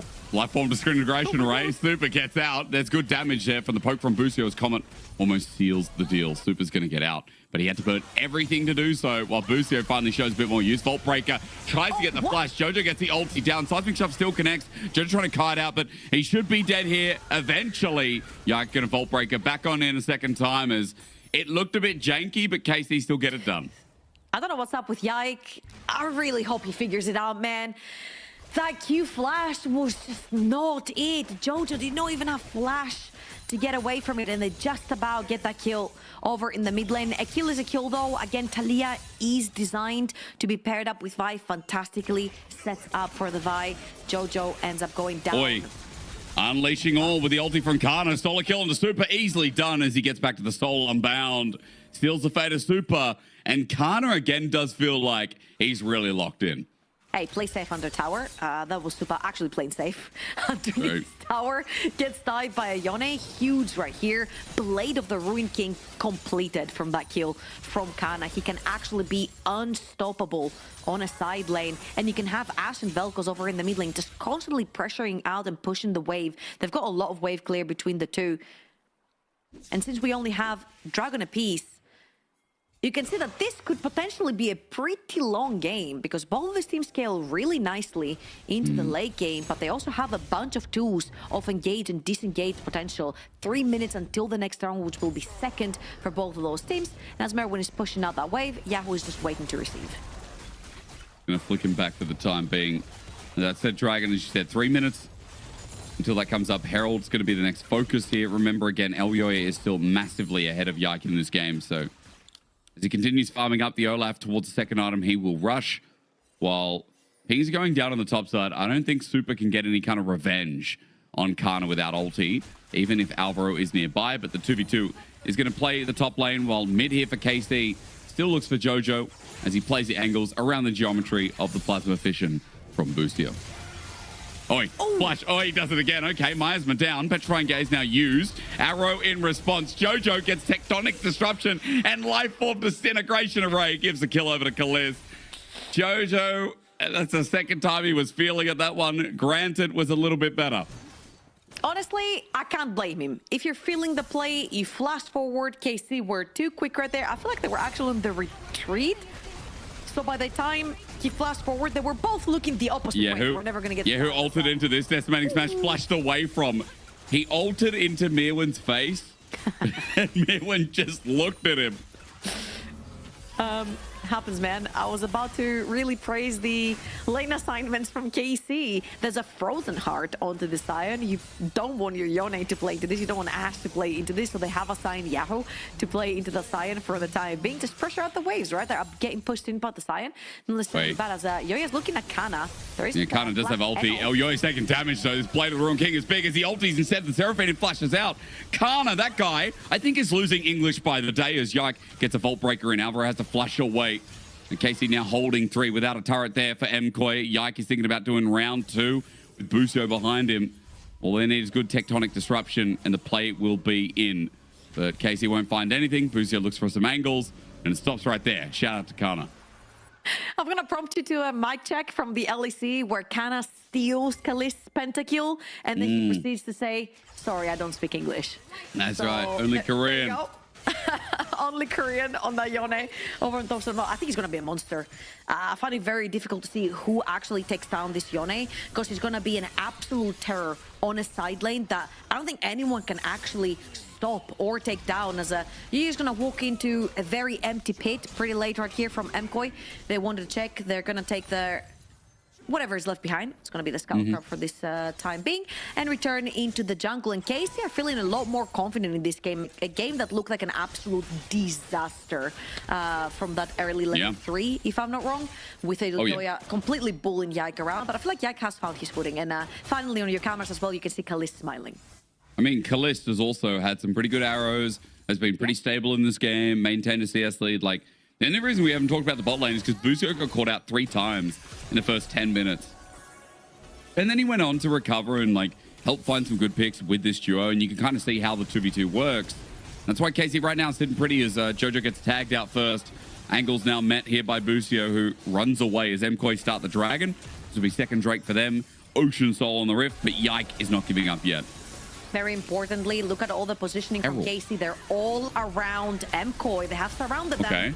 And look, Life Form Disintegration Ray. Yike sets up. There's the Fate Sealed Kana, perfect angle. And the ulti from Super is going to come through late. But KC, they've still got Kaliz in the backline, firing away as Elyoya stands at half HP and gets the Dragon. But Yike with a knock-up, looking for Mirwin as well. Will rotate around as Kaliz looks for the chase, gets flash out of Elyoya. Kana's coming back in, though. Again, finding the knock-up. This guy on Yone absolutely deleting Duolingo after this. Mirwin dies as well, and KC wipe the fight. Absolutely. He doesn't need to speak English anymore. The rest can speak his language. And honestly, I'm so happy to see Kana activated again on a counter pick over on the top side of the map as Supa and Alvaro are trying to defend that mid lane. Of course, Yike going to the Rift Herald to save himself from potential danger. But if I'm not wrong, you can't smite whilst in the Rift Herald. So Yoya ends up getting the Dragon. And as you'll see again, fantastic ult from Busio, followed up by a great ult from Kana and Yike hitting the Q. So much CC just piled up onto Cassiopeia and Seraphine. Yeah, it gets into the Herald, can't smite the Dragon. Yoya gets that one, but then they get chased down anyway. And Kana cleans out this last one. I mean, his ulti was great.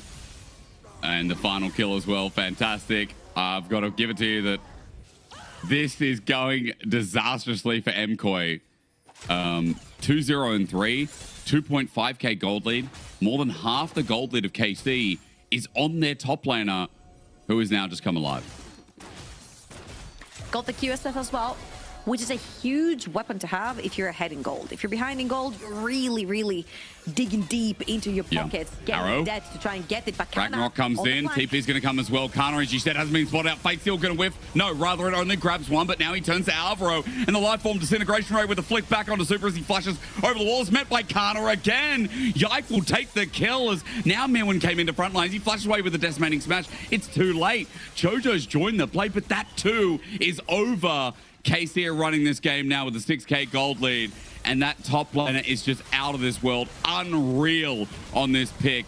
With credit going over to Kalist as he clears out the turret as well. And staying here, a mistake from Jojo. Decimating smash won't save his mid laner's life, and Mirwin's going to die as well. Vault Breaker in the dirt is the snake. And I got to say, even Yahoo this game is looking better.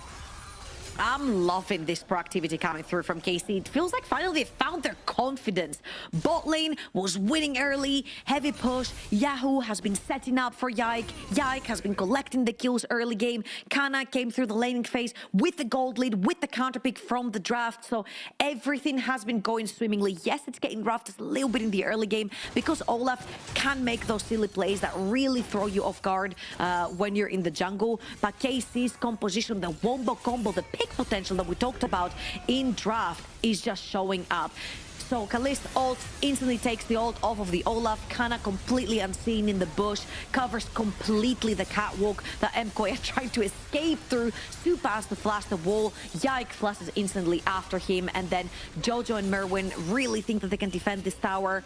Newsflash, they can't. Yeah, staying around when the turret's got like a breeze to it, I mean, bit of a question mark, but regardless, it's well played here.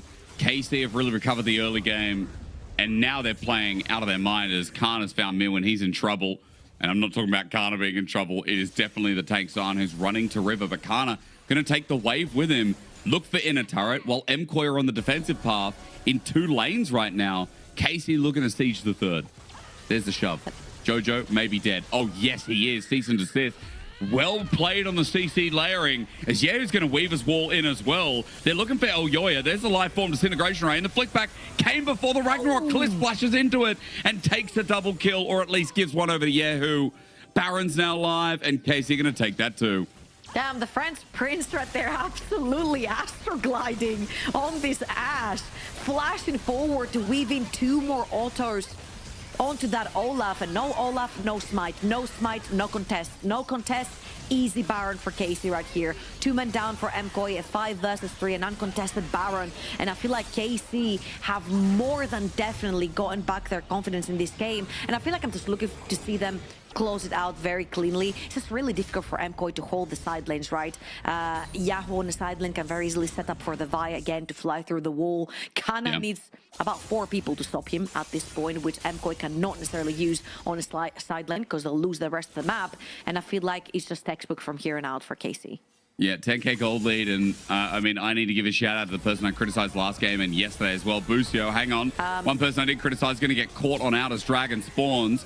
He decided to face check by himself, essentially, into an Olaf and Seraphine. Now, Dragon is up. If MKoy get this, they will be moving to Soul Point. 10K or no 10K, they still have a Scion and an Enchanter. So, let's hold. Let's just hold for a bit, yeah? What do you reckon? They could potentially stall, as Elyoya will secure, of course, with the smite. However, I'm looking over to the other side, Hysterics, and I'm like, who's usually the guy who pulls MKoy out of a hole? It's Jojo. This guy's sitting on 1 completed item. I'm looking over at Yike, 3 completed items. I'm looking over at Kana, very close to 3 completed items as well. It's rough out there, man. Hold on, Kalist. But Kalist, yeah, that's 1,000 gold over to Elyoya. Kana's going to ulti. He whiffs. Bullet time. He almost gets caught in all of it. Now, Kana was having a great game as the geometry doesn't connect either. Top lane turret does go down, but like 1,000 gold shutdown, by the way. KC, not again. Keep holding. Keep holding. Yesterday. We saw it yesterday. I didn't even say it was unlosable. It's not on me. I don't know who said it's unlosable. Someone must have. But it wasn't me. I can promise you right now. You know what? There's a bunch of co-streamers out there. Maybe one of them said that this is unlosable for KC. They saw the 10,000 gold and they're like, surely not. Big shutdown going over to Olaf on Elioya. Again, a huge item discrepancy. Particularly, I'm looking at the Cassiopeia. Jojo is the one that MKOI dies or lives by his sword. So I'm looking to see when does this Cassier complete that second item to start competing in terms of some damage distribution, because I feel like MKOI right now really rely on Supa to get those big wombo combos to try and dissuade and engage from KC. Yeah, I mean, because if Super gets to unleash, regardless of how far behind he is of Kalist, with the right setup, MKOI can win a fight. It's just a lot harder naturally with the gold gap that's in front of us, and I would say it's an impossible game, but sole point now for the Ocean Soul to give them some kind of leverage. A Baron power play that goes to the wayside. And an Olaf that can still run in an Ashe with a third item looking like a Sterex Gauge as well. So, yeah, let's just wait and see. Baron's up in 3 minutes. It'll coincide with the Dragon timer. GA is there for Yike with Merc Treads also just picked up. So it seems like a very hard task, but I'm not going to count my chickens before they hatch, you know? I feel like right now MKOI are looking at Ashe. Actually, I lied instantly. They're looking at Kana or whoever shows up on a side lane. But look who's behind Kana. Yahoo. Yeah, Literally ready to pull the trigger. There are 4 members of MKOI. Velko's running down river. A Fnatic Bush being formed by KC. And I feel like this is the I know that you know that you know that I know that you know. This is happening right here. They both know, but they both don't know. They're looking at Ashe from the side of MKOI in the end.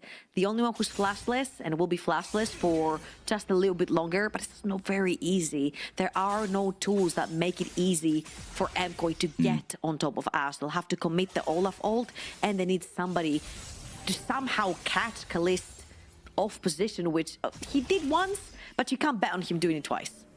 No, I mean, outside of that as well, with the backup, especially if someone like Kana, who's level 17, by the way. Mirwin is level 15. Kana is half the way to level 18. Like, I look at it, Jojo's level, he's level 13. Like, come on. I mean, again, 289 CS at 25 minutes in the game. Kana's going to go back now. What he's going to pick up is my question. He's got 2.5 items. He's sitting. What do we got? Okay, there's Lord Doms. So, in a side lane against Mirwin can never step up to him. Otherwise, he'll die in probably about 8 seconds, you know?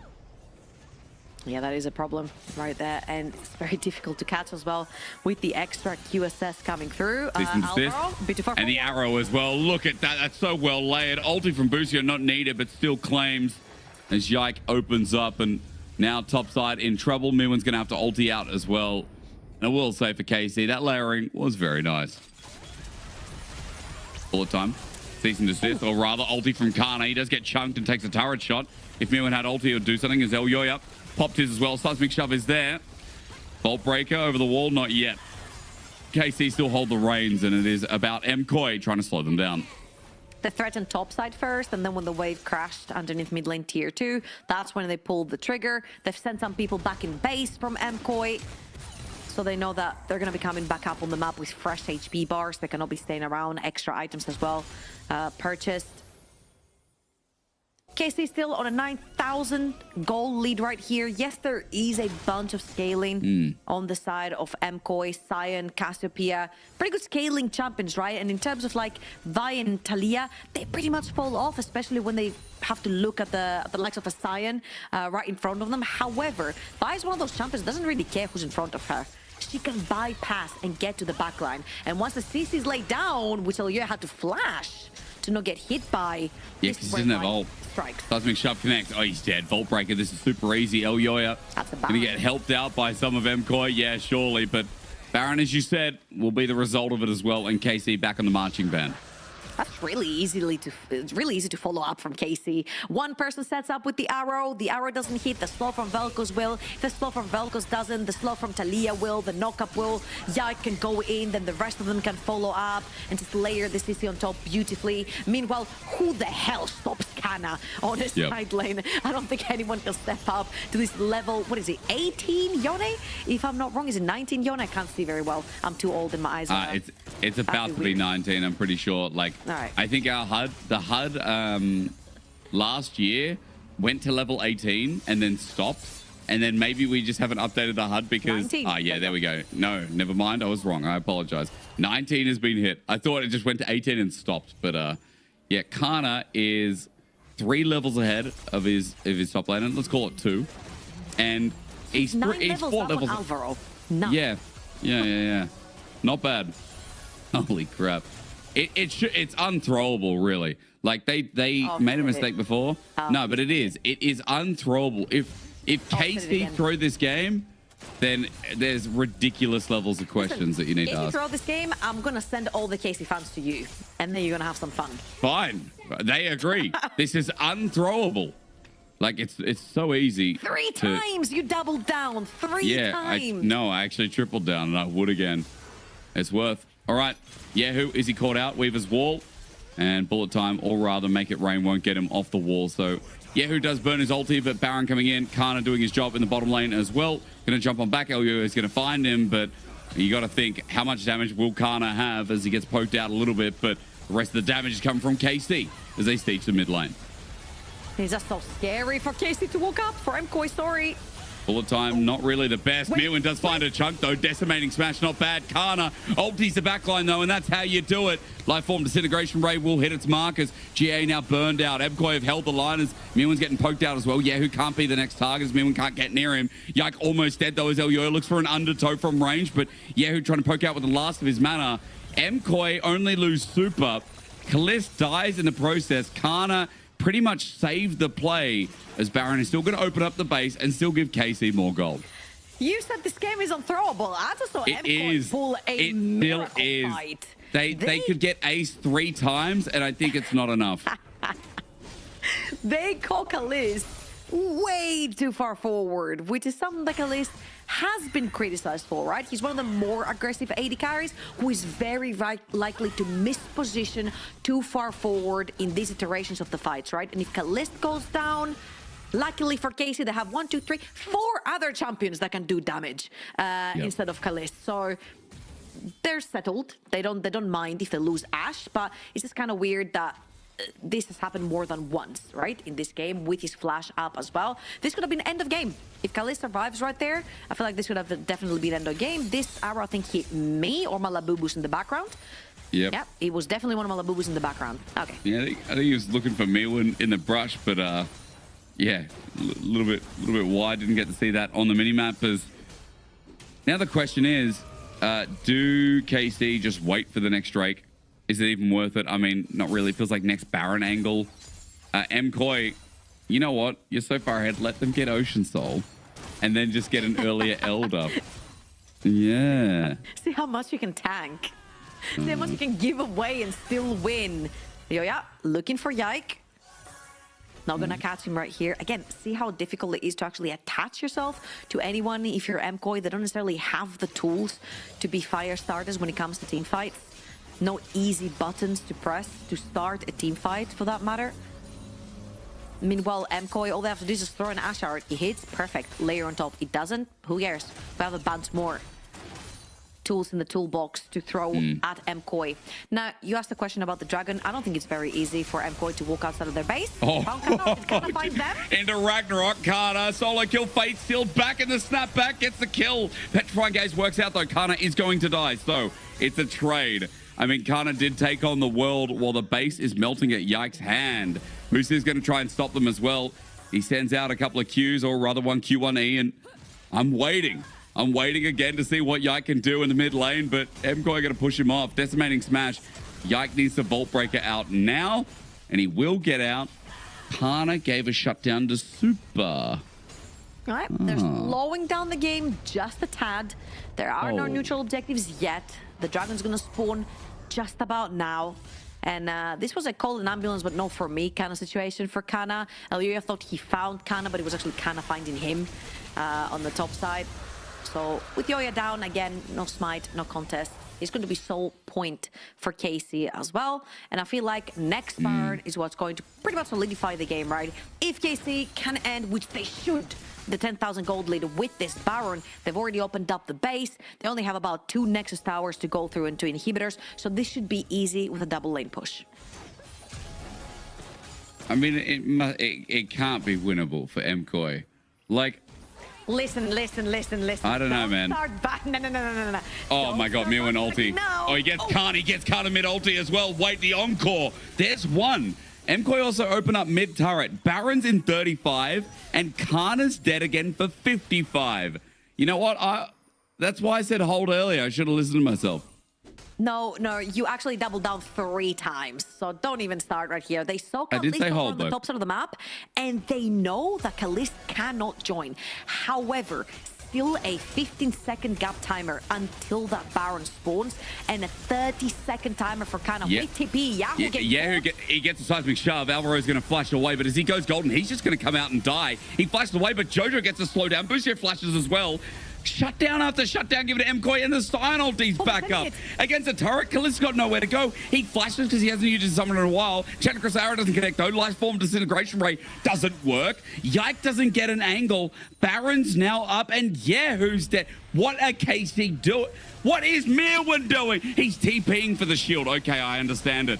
Yike's coming in with GA. Baron is 3 versus 5 for KC. Kana's going to TP in.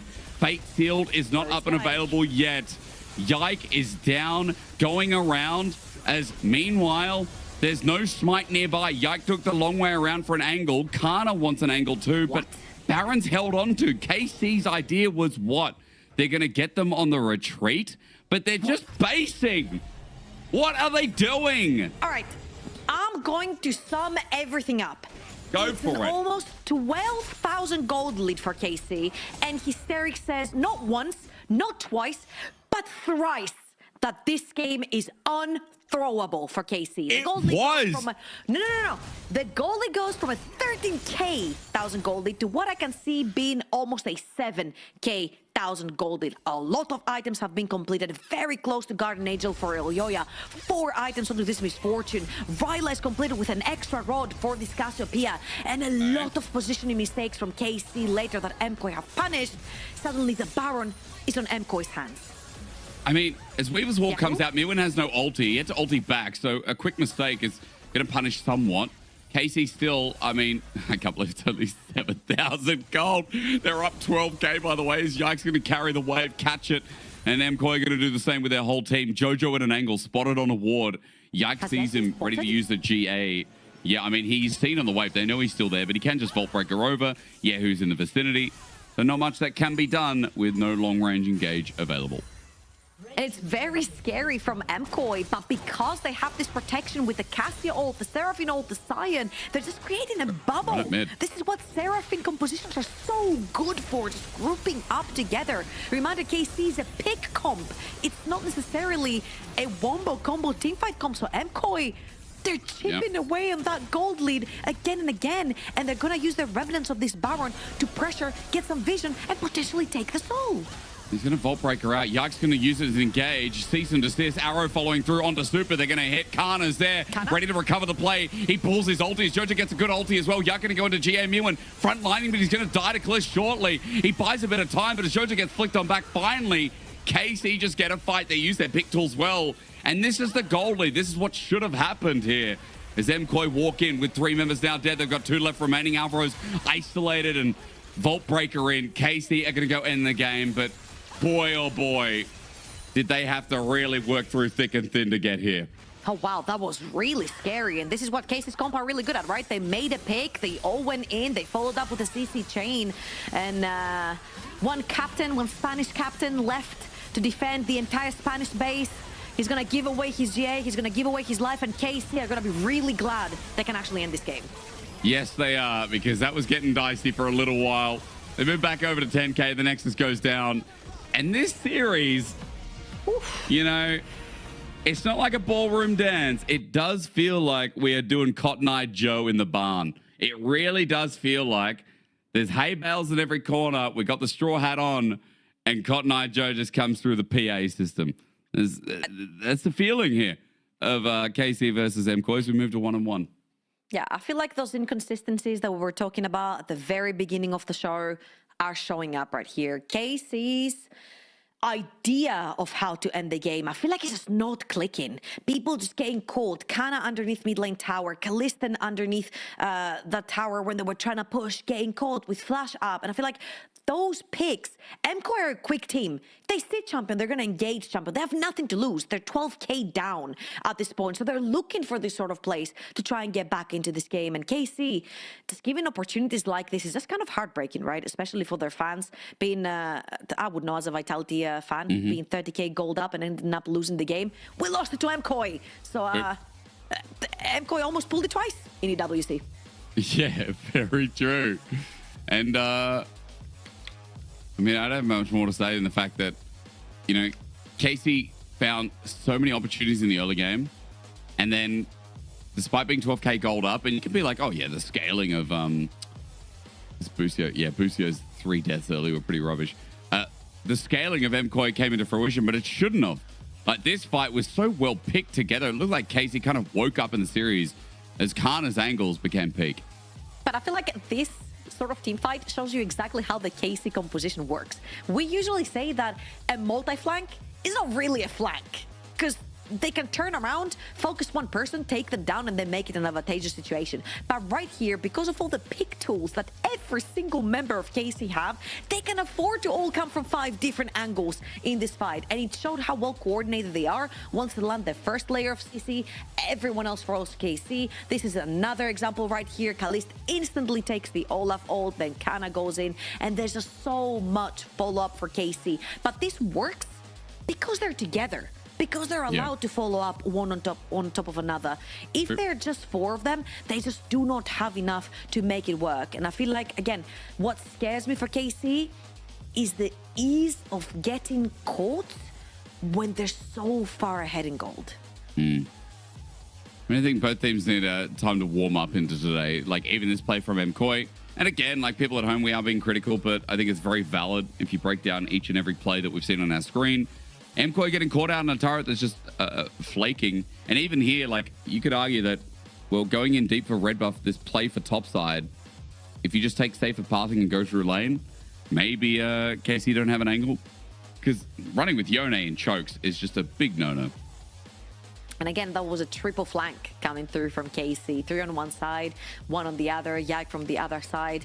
I just have to say, I'm really happy to see KC with that recovery of that early game. Again, playing into Olaf is very scary because he's level 1 and his early levels are just very oppressive.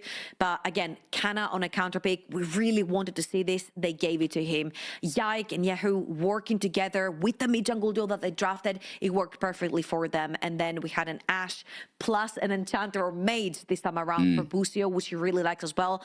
And Kalista and Busio were able to push out those early levels down the bottom of the map. So all in all, the questions that we had early were answered really nicely with how this draft went for KC on red side, but the late game to finish when we're 10k plus up will be a question mark for sure. It will indeed, ladies and gentlemen. We will go to a break. It's 1 apiece, and a quick reminder, the winner of the series to qualify for EWC. It's a lot on the line. It's a little bit scrappy to get there, but hopefully in game 3 we rise up to the occasion again and improve, as we'll be right back after this.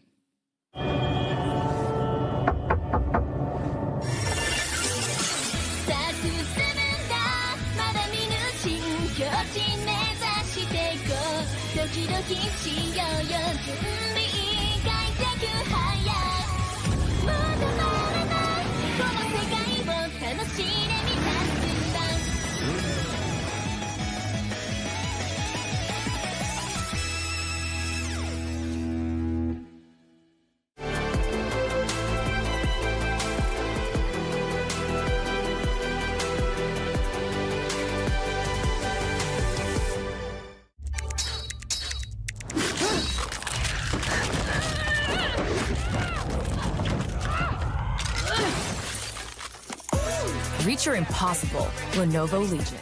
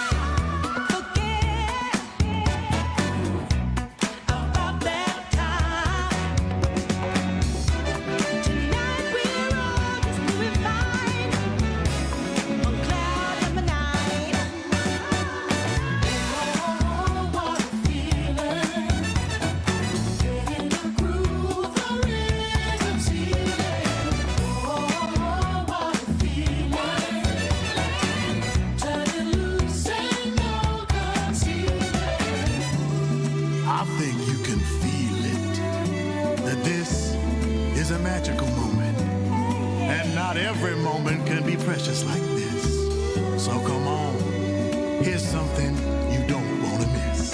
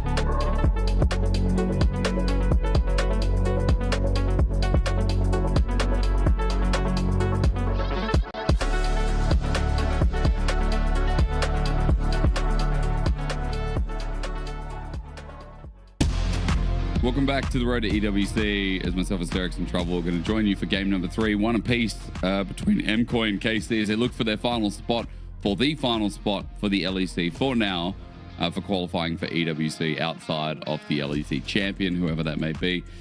Trouble, I mean, that game from KC's end was a lot cleaner, and then it kind of devolved and they got picked off and slowed the game down by an extra 10 minutes. But hey, a win's a win. I would love to see KC sort of follow suit to that draft tactic. Get Kana back on something he can carry with, that he's got agency with. That Yone was absolutely unstoppable on the side lanes and kind of looked like himself again. I feel like KC don't necessarily have to play for him if they at least give him the agency, right? Which is going to be a little bit harder being first pick right here, but there are still champions that do really well when they're picked blind as well. Some of them to name right here, the Jaces, the Nars. A lot of times people pick Vayne even blind as well, depending on what the other bans are. However, for the time being, on the first 3, the Kalista have been banned out from KC super early on. Yeah, I mean, I like the Kalista ban because, again, Super and Alvaro are kind of cooking their own style again. Boozer, they were, I think there was Kalista watching the game back because I saw the Velcros and I saw the... That was right, wasn't it? You talking about Kalista? It was Bucio. Oh, was it? I know that there's the joke that they look like twins, but that was Bucio. Okay.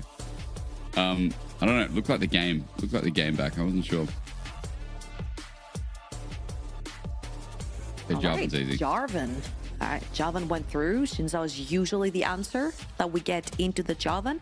Has been left open as well. Things like the Yunara Lulu are up and available. Things like Lucian Nami or any Lucian kind of lane up and available as well. We'll see what Supa and Alvaro choose to go for. But as for the jungle, I think Shinzao makes a lot of sense, especially if you lock in that Lulu right here. I think it makes even more sense. You don't have to lock it in right here. Just lock in your Yunara Lulu, and then Shinzao just pairs up super nicely and becomes your front line. Yeah, but you're also giving away Rumble here. So I'm not sure if I like this because Rumble with a support counter option for someone like Bucio, is it really worth getting Yunara Lulu if KC just get like a trifecta? Because also for Yehu rather, Azir works really nice here, or Rise. Ooh. Yeah. So I'm kind of worried that KC just got like this perfect 3. They've got roaming mid, they have really heavy hitter top side, and a very early game ganking jungler in the likes of Yike. Meanwhile, Koi looks like they want to play the scaling game, at least on the bot side of the map, and they're potentially looking to pick their jungle right here. I feel like, again, if not Shinzao here, maybe they can go Mundo down the line or Skarner or something like this. They're gonna look in the Galio, I'm assuming for Merwin, up on the top side of the map. A pretty good reply into Rumble. Yeah, so give them also a little bit of agency, all in protection for the Yunara. I will say the one thing I didn't mention is, like last game, we got Alvaro on Enchanter. Wasn't that great? Because game 1, we got Alvaro on Engage. Fantastic. This time on the Enchanter. So my concern is, how is Alvaro going to look when a lot of it's going to be focused around keeping Super alive? Because so far, that's what it feels like MKoi are really building around, as Nami is going to be a follow-up ban. They're getting rid of Enchanters from Bucio's side as well. And even the Azir is being taken away from Jojo. Yeah, I feel like with the Annie being out the question as well, Rise becomes a lot easier to blind right here, as KC have done. And then they're taking away the Azir that Jojo really likes to play. So it becomes a little bit of a problem because Cassio, Annie, and Anivia, really good champions into the Rise, all have been taken out. So I'm looking at this and I'm like, what do you really have left to play into the Rise right here? However, I'm also worried about the bot lane for Kalista and Bucio. You could potentially play some sort of Lucian lane, but then you're going to have to sort of get countered. There isn't much.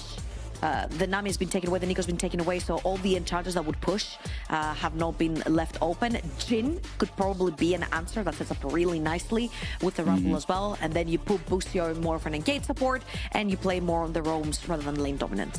Yeah, maybe something like Bucio's often picked out the Leona when he gets pinched, and add that long range in with Rumble setup with Jarvan and the Jhin you already mentioned might be a good option. Elyoya for a playmaker also might be the answer here into the J4. Because for Elyoya, love a Kiana here. I mean, yeah, Kiana would be crazy, but Nefiri, I mean, that's more dive added in. I do actually like Kiana into Jarvan because Jarvan creates more walls for Kiana to ult him on. So it actually, like, his own cataclysm kind of works against him a lot of the times into Kiana. But we have seen a lot of Nefiri. Once he does get ahead in the early games, it becomes a huge problem. In Yike's hands yesterday, it looked like a problem until it didn't in the very early stages. And now this time on Elyoya. And again, I'm a little bit worried about the bot lane right here. It's going to be Caitlyn lane. Caitlyn Karma potentially. How has Karma gone through all this? I'm not actually sure. That's kind of crazy. I didn't even calculate that. No, because you're just not used to it. Like, it is a 1, 2, 3 ban every single draft. Caitlyn Karma, or they get a little bit risky with what they pair Bucio on. I mean, he just played a Vel'Koz game honestly, it could literally be anything. We get a Morgana here, why not? But I feel like that's troll. Caitlyn Jana. Caitlyn Jana. What? Reckless cosplay? Okay, I'll take it. I'll take it. And now we're looking for a last pick right here for against Yehu's Rise. From Jojo Pune. What do you have to stop the Rise? Sometimes we have seen Twisted Fate, and that's a lot of globals for MKOI. However, oh god, I'm just gonna stop on the however. It is a Twisted Fate. No, that is. It is. I mean, your point being, there's globals, there's a lot of dive, but yeah, bit of slide lane threat here. And my only question is, can they get that Yunara Lulu to the late game as well and kind of play through sides, stall out the game? Because I am worried about KC grouping here, Trouble. I am worried about KC's ease of setup here in this game. And for some of that dive, I mean, you do have Jana, great disengaged champion that acts as like this mini enchanter for Kalista as well. What I do really like, I agree on everything you said about KC. What I do really like on MKOI though is that they have a lot of defense onto that. They've got the Galio dropping, they've got the Lulu ults dropping as well. And there is some sort of constant damage coming through with the Yunara later on. We have seen Supa pop off on the Yunara. And I feel like what is most important for me right here is that I'm looking at MKOI and I'm like, they want to hit bot lane. They're getting that TF out of lane and they're permanently hitting bot lane. You take that flash off of a Caitlyn lane, then that lane becomes so much less threatening. Well, let's see. Can they get the summoners out early? I mean, the biggest question I have is, can we get a game that is, you know, has clear definitions? This is a big stakes game. This enables a team to go alongside G2 and represent the region. But I think even bigger than that, it's like showing that these teams are ready for playoffs. Because yes, it is online. Yes, it might feel like a scrim for them because online environment always feels like it. You know, we heard from Skewmond only yesterday, Trouble, in the interview, where they set up their online environment so it does feel like a stage game. Right now, MKOI and KC look like they're playing in a scrim. If they can clean this up, finally, we can talk about the quality of the game. As a gold card going to start off here. Yehu gets Dayak and daggered twice. And Jojo looks for the red card follow-up as Ward plays deep in here by MKOI to start the game off. Yeah, and also they don't want to overpressure because they don't necessarily know where Caitlyn is or where the Jarvan is. So they don't want to be pushing into both the bot lane and the jungler of KC. However, Yehu does start the lane with a little bit of a disadvantage, has to pop the potion as well. So that is a very good early game trade for the side of MKOI to guarantee that Jojo can play a little bit more aggressive in that mid lane. Again, getting that level 6 first, being able to threaten the bot side of the map for MKOI is going to be what they're looking for. Alvaro missing the poke here, but Kalista gets tagged anyway. Regardless, Hill has just been burned. And Busio, I mean, looking to poke out as well. The Jana pick, I mean, it has been a while. You mentioned Reckless as LUO goes for the invade here, cheekily, by the way. But I'm interested to see how the Jana gets to play out the game because, as we kind of know, there are ways to play a lot of interruption here with the Jana ulti and for the Q. Yeah, shout out to Los Ratunis. I think this was the last time we saw Jana being played in EMEA. And as you'll see, Yike is being very cautious. He's going around towards his red buff, knowing that he's most likely going to invade it. He's going to spot Elyoya now, but the bot lane from KC is wrapping around really fast. Oh, really fast. Elyoya in trouble. He gets knocked into the air. Kalista is just setting up with the 90 caliber and rather is built over Peacemaker. It does the damage as Elyoya flashes away. He's still on the wrong side of dodge. There's the flag. The daggers come out. Autos is Yike. I don't know if he flashed into it or not, but it doesn't matter. Elyoya is about an auto away from dying, waiting for the Q. And yes, he goes down. Yike picks up first blood. Wow, that was very well played and great awareness right here from Yike. Doesn't enter through the warded area. He wraps around to gauge whether his red buff was being done. If his red buff wasn't being done, he was going to wrap around to Krugs anyway because there could be an enemy sitting in that bush waiting for you to start your red buff. So incredible passing right here from Yike, keeping himself safe, but also grabbing himself the first kill of the game onto a Jarvan that really loves those snowball early skirmishes.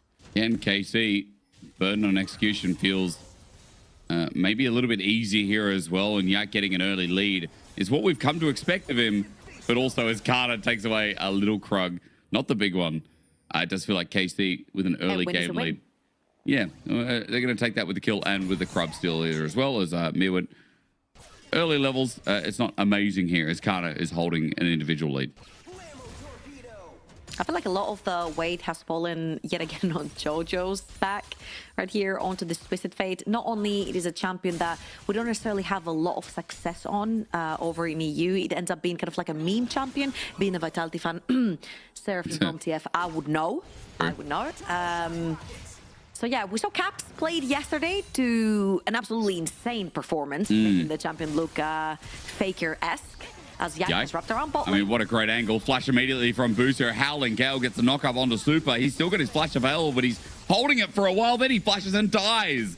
Kaliss gets the auto down, and I feel like Super maybe thought he was out of dodge. All right, so if you're playing solo queue and you're looking at this Javan and you're like, why didn't this Javan EQ? The best thing you can do with Javan is hold that EQ and threaten. And by the time somebody is ready to die, their flash will be in your Q distance. So what Yag did right there is he held his Q as long as possible. The second he thought Super was going to flash, he Q'd Super, and then after the flash, he eased right on his positioning. So that was absolutely beautifully coordinated by Yike onto this Javan to leverage how close already he was onto Super, not having to pretty much 50-50 his EQ knock-up. And so with that, BF sword picked up for Kaliss as well. He got the push into bot. Wave is resetting and bouncing back, so Kaliss is not going to miss a minion here. As a decent wave actually building up in that bot lane as well. Yike on the board in a big way, and that is a much better start for Yike. But to be fair, his starts have not been the problem in this weekend. I think Yike has had many good games in the first 10 minutes. It's just been about how it transitions from here. Yeah, I feel like the Olaf game, sorry, the Vi game, yep, excluded in the early game because Olaf kind of skews everything to his favor. Yeah, Yike has been great in the early game. I feel like, again, where Casey shows a little bit of a problem is the calls that happen mid to late game, particularly when they're ahead and they play a little bit too aggressive and they get caught and they overextend. Right here, Yike on the Javan. I mean, it's the easiest champion, I'm just going to say it like this, to look like an Inter. Sure. Javan is one of those champions that you absolutely send it on and you keep ganking and ganking and ganking. This is why this champion is picked, right? And Yike has been extremely active in this early game. You see that he clears the tri-bush. He's going to clear the pixel brush right here from the control ward as well. And if anything, he's probably going to stop the dragon. I don't think there's any threat around for him. Yeah, there's mid push there. So prio is the word. Yike is going to start it off. And yeah, again, flag placed on down. Kaliss doing good damage to Super with that BF sword as well. And a plate's already been taken in the 2v2 in the bottom lane. Alvaro and Super putting defensive control ward, but as you said, Yike's just going to be doing the dragon while El Yoya still clearing the top side of his jungle. He's only level 5, but he is a little bit ahead considering that Yike has stopped for this big Drake. All great for KC in their early game. And you could technically say all okay for MKOI as well. Yoya did say that they're the kind of team that starts from behind, and that's fine. But I'm looking to see, where does the first Twisted Fate ult land? Is it going top lane to shut down Kana on this rumble? Is it going bot lane potentially to shut down that Caitlyn? I find it a bit hard for it to land bot lane because of the cleanse and all the peeling that you also mentioned from Janna. Might make it a little bit difficult to just re-advance onto the Caitlyn once it's actually cleansed. So I feel like Kana might be the target for Jojo and Elyoya. Jack goes back to clearing. I mean, it is a pretty stable early game. I wonder, I mean, when we get level 6, it's going to blow up a little bit, I feel, as Jojo will try and make impact. It does feel like Trouble bot lane is just going to be the focus here, right? Like, this was like a very 2018, 2019 draft where all eyes are on bottom lane, scaling for MKOI, lane focus for KC, but whoever comes out with either a lead or stability, especially in MKOI's case, it feels like the game is very winnable, I should say, for whoever does. Yep, absolutely. Level 6 is, as you mentioned, just hit for Yike as well. Cataclysm, a really big tool, specifically against immobile champions like the Lulu, for example, and the Twisted Fate in this scenario right here on the side of MKOI. And we do have both junglers hovering towards the both side of the map, as this is where their camps are going to be spawning on the map. A bit slow. We're looking at Cole over on Super on this Yunara. He's looking to scale. We know that 3-item Yunara is an absolute menace. Any sort of hyper carry that hits 3 items is usually a big threat to opponent team. Yehu and Jojo They are holding a lot of power in terms of roaming in their hands. However, so far, they've been playing Olympic sports, ping-ponging the waves around mid lane, pushing, pulling, nothing much happening.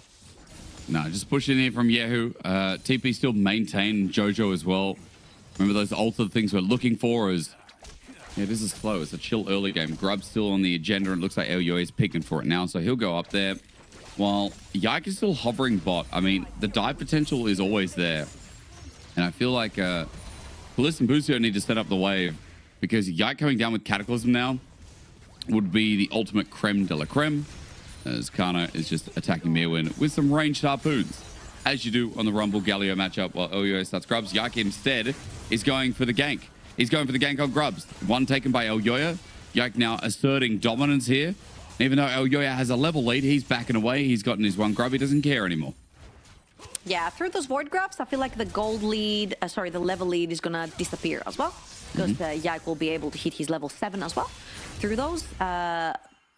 Quite through towards a level 8 for Yoya, so there's still a pretty big discrepancy right there. However, seeing as Yike has been a part of 2 kills, 100% kill participation for KC, he does like a little bit more of that clear in his jungle that Nafiri is really fast at anyway. So usually when you are jumping in the pit, smiting the first void grab is because you know you're not getting much. The flash top lane, because Jojo Pyun has ulted, he's gonna flash forward as well. Destiny's been used. Hero's entrance from Mirwin.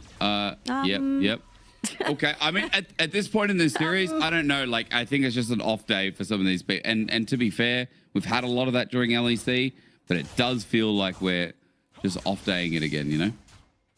I feel like it was just such an easy re-gank. If Jojo Pyun does not flash right there, there's no flash on Rumble, Mirwin can flash taunt as well, set up for an Nafiri, they could just get it on the next rotation, but Jojo Pyun tried to really force right there, knowing that slowly but surely MKOI are falling behind, right? And Twisted Fate is not necessarily a champion that you want to be falling behind on, particularly because the passive that gives you the extra gold. Luckily, we'll take Cyclo Sword, completed for Elyoya, and we'll see if he's going to pay potentially another visit up top lane. Again, Mirwin still has flash, the flash taunt potential is still available. Yeah, let's revisit top lane. A Rumble without flash always feels good, as for now, Destiny's going to be on a bit of a cooldown for Jojo. Realm Warp still not used, as Kana versus Mirwin is heating up, and Kana's just battling down Mirwin. But what we've had absolute crazy early games of a kill a minute. This is the complete opposite. Mega slow. Both teams are just waiting for first items. And it might just be a battle around, you know, the second Drake, as KC, I will say, in a fantastic position, slowly whittling ahead in every single lane. And bot lane is unscathed. Bot lane is untouched in the 2v2. Yike hasn't really even had to hover that much. Yeah, they're chilling. I mean, it's probably better for Super and Alvaro, but I will also say Kaliss with the early kill, if he gets access to plating and they get access to dragons, then KC are cheering. Yeah, look up what you just said. Access to dragons. Yike has just started the second dragon again. Kana is ulting the wave to not get dived. Go to Duran. The Hound's Pursuit is in. Kana kiting away the most of it. Mirwin almost dies. Elyoya has to flash. Okay, well, now Super and Alvaro are here too, but Kana's going to back away and he'll go bot. Yoya missed the Q right there onto Kana. That was really stinky. That was the kill that had to go down, right? That was the repeat that we talked about. Yoya going top. Mirwin has flash taunt. Doesn't even have to use his flash. Gets the taunt. They just do not have enough damage between him and Elyoya, even though Elyoya has the Cycle Sword to take Kana down. And Kana reacted so fast, ulting the wave to make sure that there's no wave underneath the tower, which means Mirwin and Elyoya cannot tank forever. They can't kill Kana. Kana gets to walk back up top side. Almost a 500 gold lead for the Rumble, and KC just cruising on a 2,000 gold lead all across the board. Flash Cataclysm. Realm Warp's going to bring in Yahoo. A 2v2 is Elyoya this time. Can't miss the Q. Onto Yike. He's going to press his E, and the chase up continues, but Elyoya can't finish the job again. Destiny going to be used. Yike presses his W flag and drag Jojo. Yike had everything up. It was about 15 seconds since you last saw the bloke. Yeah, who is laughing as well when this happened. Jojo just about gets out, chooses to ult back in, seeing Yike super low on HP, but he gets his shield back and his EQ. Everything was off cooldown as that. Yeah, he's looking at Alvar. Here we go. far forward. Okay, W going to be pressed. El Yoya, he just needs the damage down. Q gets flushed away from Yehu in trouble. Super's going to run forward. Booster coming in for the flash shield. He also pulls out the Magna Storm, the Gale Storm, whatever it's bloody called at this point. I don't know. El Yoya gets a reset. I mean, it's a triple kill. MKOI suddenly on the board. I just don't know with this series. It's a triple kill for AD carry. Triple asesinado para Supa. And suddenly he's been put on a leading position right here on the Yunara. Reminder, 3 items and the time starts ticking for hyper carries. So for Supa to get 3 kills in the span of, what, 10 seconds? Is crazy. Yehu does not respect the wraparound from Elyoya, gets caught in the slow from Yunara W, and even though Busio flashes through the wall, ERs to try and save him, Merwin's response with the Galio was instant, and the CC chain resulted in Yunara grabbing a triple kill. Okay, so Super's now up 1,000 gold. 1 play, 1 mistake from KC, gold mitigated. Double Dragon still exists, but the problem is now the Yunara just got a free pass, like a day pass to Disneyland. Cataclysm in. Alvaro says, see you later, bro. I'm abandoning you. Kalist got the kill. Mid's open. Kana is going to equalize bot as he just got pot turret. Now Mirwin just as punch, and he just walks away. And Kalist gets mid turret. Like, you can't make this shit up. You really can't. You can't. What's going on you anymore? You can't make this up. Like, you just... I watch these teams weekly. I have glazed KC for a lot of their split. And MKOI, I've said they're warming up. And last week at the Roadshow, or the week before, whenever it was, I didn't think they looked that bad. But you just can't make this crap up. Like, this series, they've just woken up and chosen, yeah, I don't know about that. 90 caliber net into a Jana. Howling Gale on Elyoya is great. And Elyoya is in trouble. Ace in the hole is available, but Kalist's not going to pull it out just yet. Elyoya can press W. He's just going to go back to farming. And that's the play right there. Super went from a gold deficit to a 1,000 gold lead with a triple kill to a back to dead even. Yoya chooses to play aggro, and so does MKOI right here. The TP Merwin in. Okay. Yeah, he's going to hover. Shield of Duran, Winds of War, all used. Mirwin has used his rotation. Herald is going to reset on Patience. Yes, it is. The play goes longer. Yike still at half HP. No Cataclysm available, but there should be MKOIs regardless. And get some gold back into them for what it's worth. I don't think KC were ever going to fight this. Yike was just playing with the limits right there. If MKOI didn't choose to contest that potentially, he could get away with a Fury Herald, right? But they're leaving Kana over on the bottom of the map to push out the waves, get him richer than he already is. A 1.2k gold lead over his counterpart in Merwin. And in Kana, they trust, right? Because this Rumble is very strong, has the first item, working towards the second, doesn't necessarily get too threatened by the Twisted Fate as well. So all good for KC, just losing the Rift Herald. They've got the 2 dragons anyway to make up for it. 1.1k gold lead on the said person. Mirwin hovers in brush. He's isolated. He's alone. He can't do too much. Yeah, he will just clear the wave. And this will be ping pong. But it will be all about that dragon in 15 seconds. Ward setups here for Alvaro on the bottom side of the map. Jojo has his ulti up and available if they want to play some kind of snap pick towards mid. But a super hovers and now has Fiend 100 bolts. I mean, I am seeing a very strong 2v2 here from MKOI that is stronger than you'd expect as they receive the wave and then look at how they approach the 5v5. That's probably going to happen in this bot side river. Yeah, double Avengers from both teams all have gathered around that mid lane, pushing that wave, getting that entrance through the river.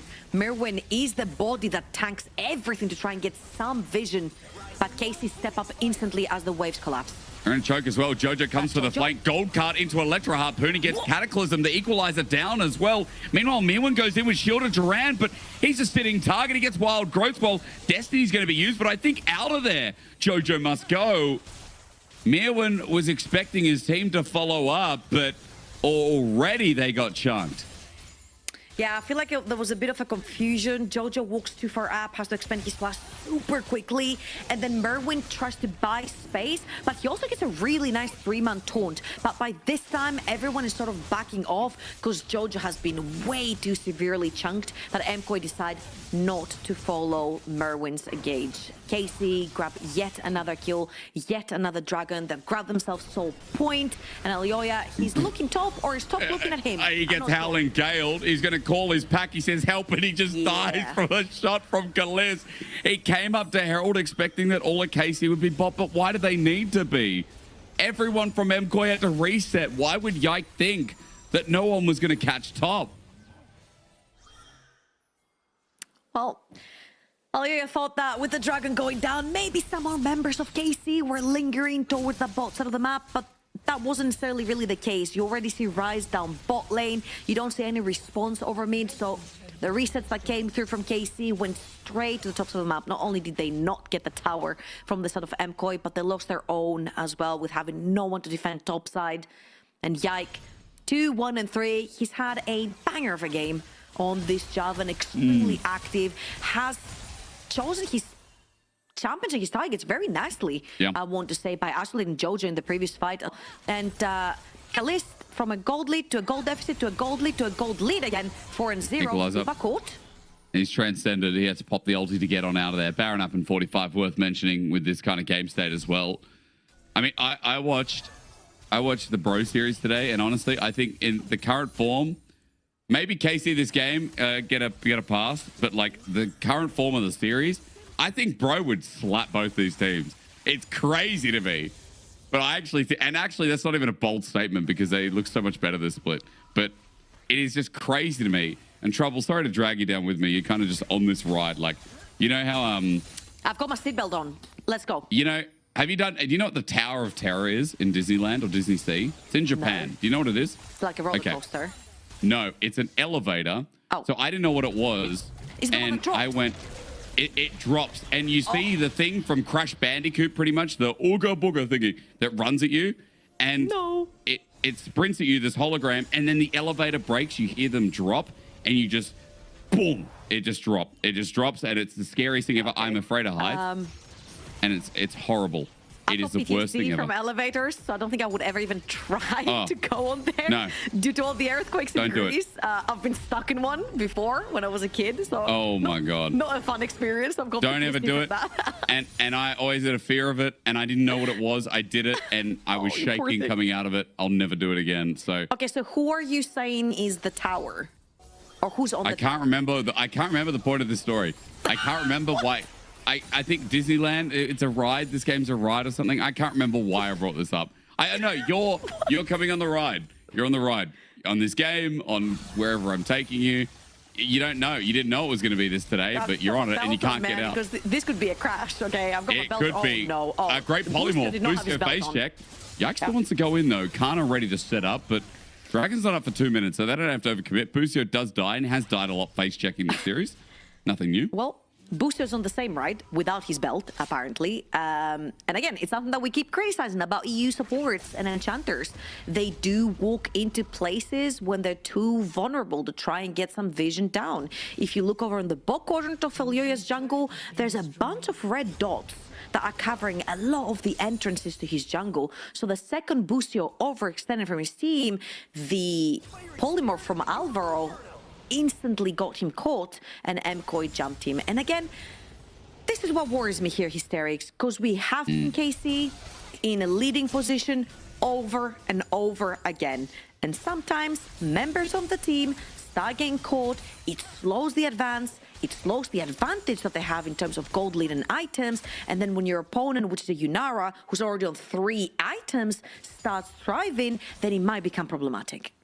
It would. It definitely would if the Yunara gets uptime. And I will say, KC, it's not done until it's done. But having the Dragon Soul leverage in 45 seconds, I feel confident saying that KC have their ducks in a row. It looks a little bit cleaner this game outside of the one pick. Destiny, though, Kalis gets caught out. Shield round, wins of war, double knockout with the wild growth, and it's 2 members down. Super gets another double. He's lining up for his second triple of the game. And the pounce from MKOI is quick, it's swift, and I think Kalis and Busio thought they were safer than they truly were. And that's exactly what I mean. You mentioned LCK. I'm looking at freaking Tess. What is Jackie Love doing on KC? They're pushing up so far and getting caught when they're in the lead. You mentioned the 40-second timer, on the Dragon now with double members down. MCOY can get full control of that bot side river and just stop the advance on Seoul.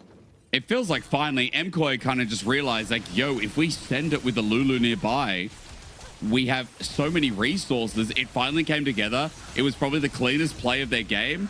One of their series, they stopped Dragon stacking. Baron is now up, and MCOY are trying to get lured in, or rather KC are trying to lure them in to checking the Baron space. It is a little bit dark and full of terror at the moment as KC negate all but that one ward in the pit, which is still being controlled. But for MCOY, they get a bit of breathing room, and that's what you want.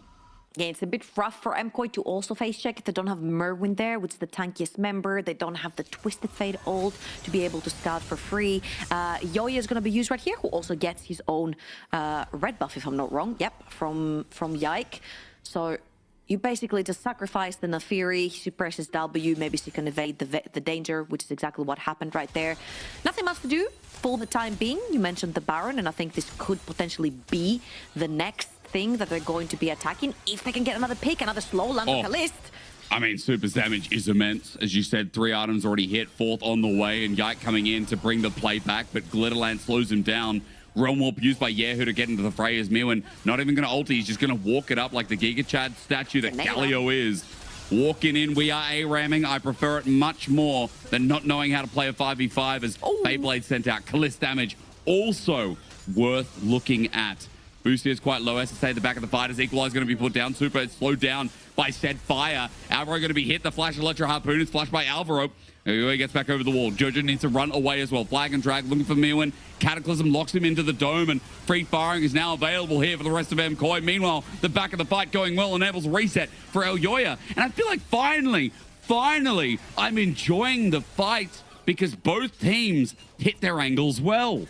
That was beautifully played by both sides. I can't fault any of them. The equalizer from Kana, beautiful to stop the exit from MCOY. And then Merwin sacrificed himself because he isolates himself. The rest of MCOY can't fight. But instead what they do is they recognize Kana has been left behind. So instantly Jojo goes from the tops of the Baron pit all the way back to mid to land right on top of Kana. And MCOY trade their top laner for Casey's top laner. We're back to even. I feel like that fight gives a lot of confidence that both of these teams understand how their compositions work, and they need to make picks with a Twisted Fate on one side for MCOY, and on the other side you have Yike engaging onto flashless targets that can potentially not get out of the Cataclysm. Because even though some of the setups and layering there was still a bit messy, like it just felt like, again, decisions were made rather than this, you know, this loose footing around the play. Whether to go in, we're going to disengage, one person stays around like we thought earlier in the game. For Mewen, for example, in the last mid-game play that went KC's way. As mid-push comes in, KC are thinking about starting the Baron, but littered with wards right now. Busio has to do his job and clear out at least one of them right here as he crosses over with the control ward up top that Kana will now spot out with this scrying ward himself. Waves to be dealt with, time given over. Remember, MCOY stopping the Dragon stack. Gives them a little bit more with a minute 50 to go until they have to think about it again. Yeah, and I'd like to sound the alarm as well. Supa on 4 items on this Nara. He's going to be hitting really hard if he gets some uptime on this fight. Of course, the uptime is dictated by how long Merwin stays alive. This is the official front line for the side of MCOY. And I think so far, Merwin's been pretty fine at dissuading the fight. Whoa. Oh my God, those headshots from Kalist also hurt so much. Very big. Moonstone Renewer there for Alvaro. Have to deal some damage so he heals up Super, but Yike is spotted out, looking in, Hound's pursuit. There it starts. Yike is almost dead, gets one shot with the help of Super, and a reset given to Elyoya. This is turning into a dive as a Howling Gale, I believe, sent away the top laner of MCOY. Excuse me, of course, the Monsoon has been burnt as Super pops his ulti in that fight, carries it again, big damage, and KC are starting to look like they're in trouble. And unfortunately here, MCOY cannot do Baron. They've expended a lot of their big ultimates, so it would be a big risk walking into that pit with Equalizer still up for Kana, who's already very close to the top side of the map already. So all that MKOI can do here is get the pick onto Yike, grab the Raptors. Lyria is still looking. Yehu is staying. Is this going to grab the Scuttle grab? All right. Yeah, Scuttle Spawn Smite will just be the advantage here, and Yehu will have to pack away. Level 16 for the Rise now for what it's worth, as Elio wants to jump over the wall. Indeed he will. Hovers away the Twisted Fate because Jojo's looking for the first turret in this bottom side of the map. He gets away, pushed in, needs a bit more information. Still backing away as KC look for that mid push once again. Dragon has just spawned. Rumble TP's in 2 items deep. Didn't have a chance to grab the Seekers, however. And KC just beelining the Baron. There is no Twisted Fate also. If MKOI want to contest this, they have to face check. Yeah, again, and it's going to be a slow face check at that. Elio is not going to be here. 2K, 1K, it's gone. KC just pulled the trigger on the Baron, and again, all the information was given that Elio was still bot side, and so KC just used that opportunity to its fullest. Mid turret's going to be going, but for MKOI, much more than that. I mean, maybe a bit of damage on the inner. Actually, the inner, because the long way around's taken. No equalizer for Kana. Destiny gives all that information to Jojo as well. He goes back bot. He'll also take a turret there. So for Baron, a pretty good start for MKOI to negate it. Absolutely. I think Merwin played a huge part right here. He zoned everyone through the jungle, having to walk the long way around to get the tower. That allowed MKOI to take that mid lane tower. Then the Faker tempo TP from Jojo instantly down that bot lane to pressure yet another wave, which is very close to falling down as well. But this is why this game has been Dragon dominated for the longest time, right? It gave KC the luxury to say, hey, screw Dragon. Doesn't matter. Doesn't give them anything but just the second Dragon. We can get the Baron, pressure the map, and by the time we're done with taking the remainder of the outer towers, that means MKOI is going to have to face check to us if they want to contest us on the next Dragon that spawns in 4 minutes. I mean, that Dragon is everything. Mountain stacks individually, though, going to feel nice here as later items come up here for Mirwin, which you're assuming with the Warden's Mail is just going to end up... What are we going? Crit? Anti-crit, I feel like, is we're going to go Randuin's for the Galio sticking power as well, maybe. Frozen Heart, maybe also an option. But regardless, like, a heavy armor item that is going to get benefits off of the Mountain Dragon and Trouble. You know, we got some time to chill. I think wards are just being placed down to enable this side push here from Yehu. But Baron is doing nothing right now. It's very difficult for KC to push their advantage through that mid lane, right? They just actually need to find access through the sides. But so is MKOI with the Twisted Fate. So they don't want to be facing up against the Twisted Fate. They want to be able to push on a side lane. So right now, Yehu is going to push that top lane. But on the other side, somebody has to respond to Jojo. Really good from Koi right here to actually put pressure when Baron is on the hands of KC. Yeah. Destiny being used, but they know that Twisted Fate is on the bottom side of the map. He's getting Destiny back towards mid-wave, and Yehu is just going to clear out, making sure that that wasn't a retreat, that no one is coming for him yet. Inner turret goes down. Baron is still not neutral.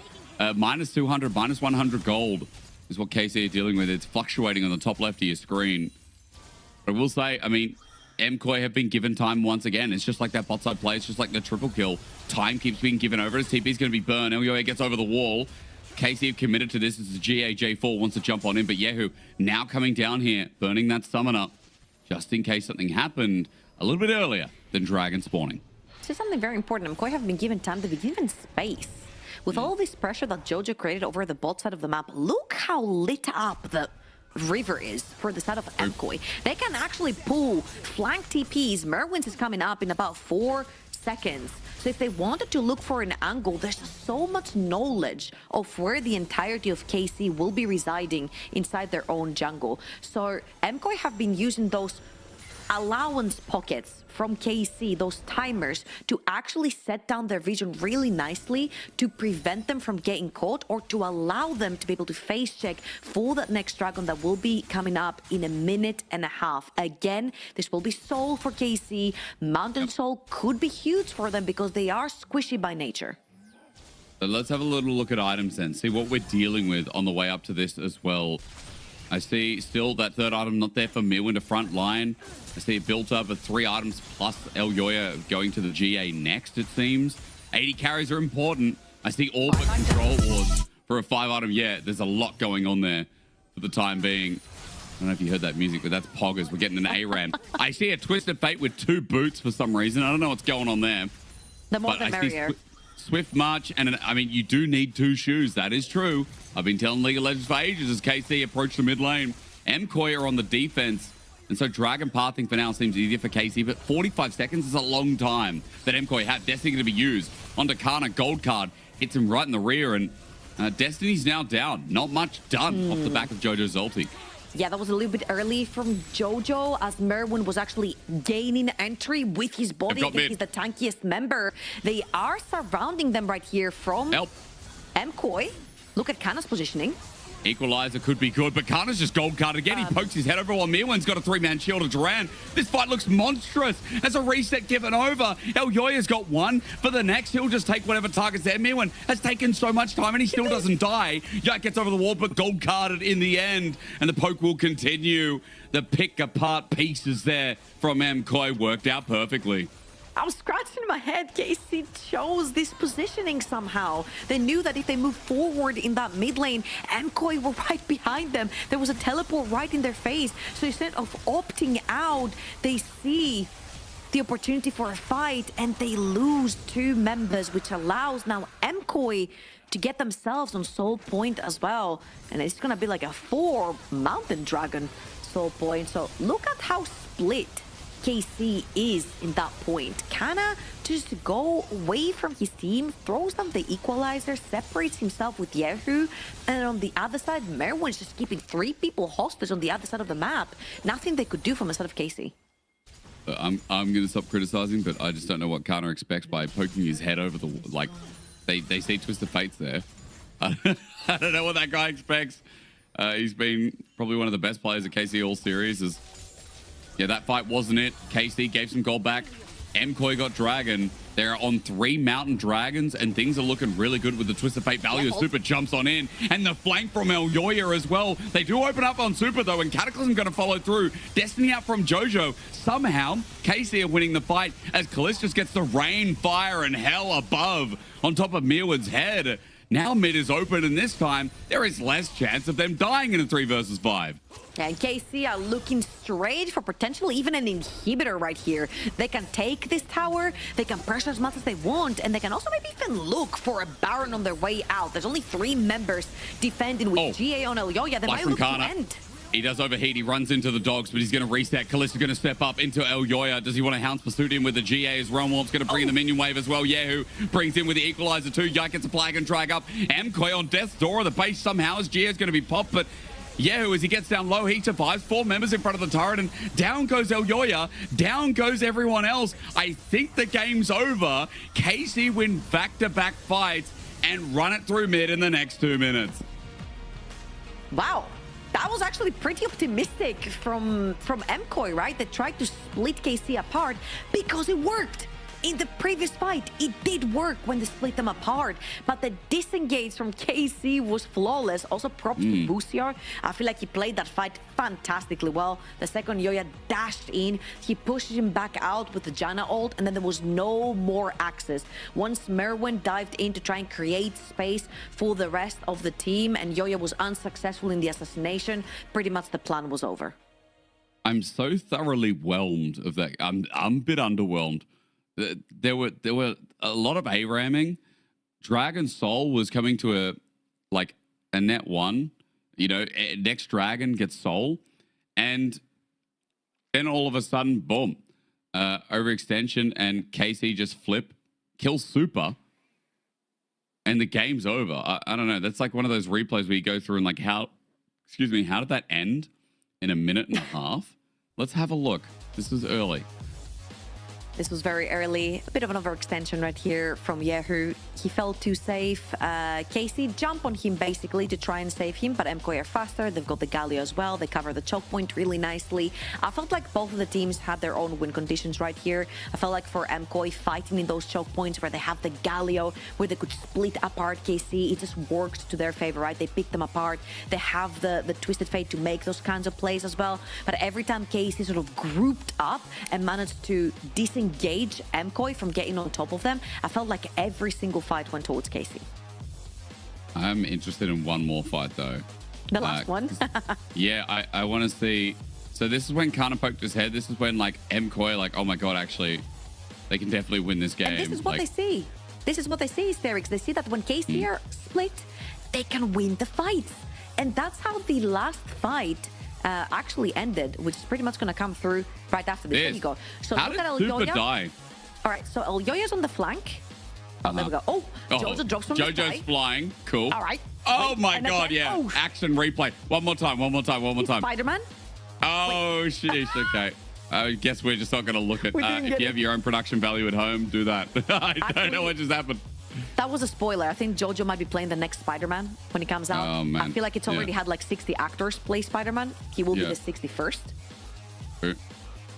God, it's a shame. I really wanted to see that replay, but I guess we're just not going to see it. I think Super dove in. I don't know what happened. We're going to go to a break. This has been a fun series, an interesting series. Casey are on match point for locking in EWC alongside They're G2. Yeah, and Casey once again in the victory march against MCoy. Might be the second time in 2 weeks. We'll find out after this.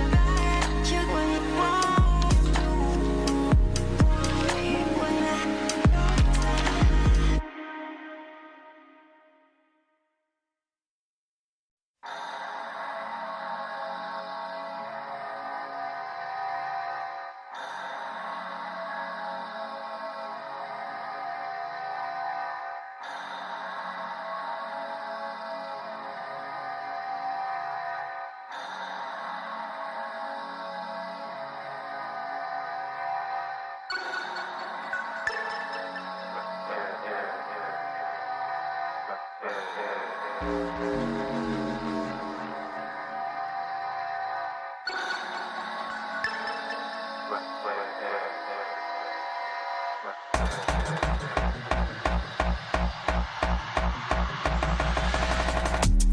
don't do no talking round here.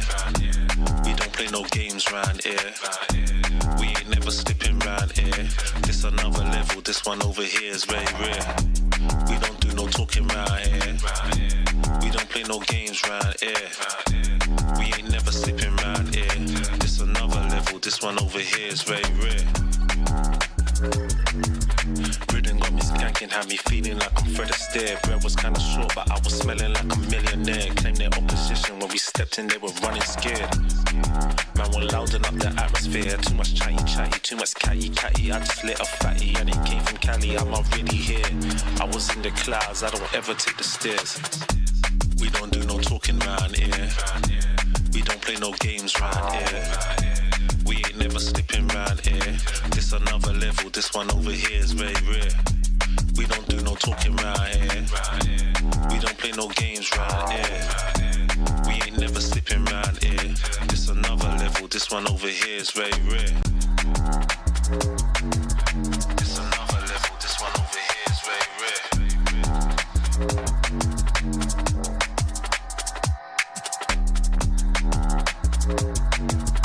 This another level, this one over here is very rare.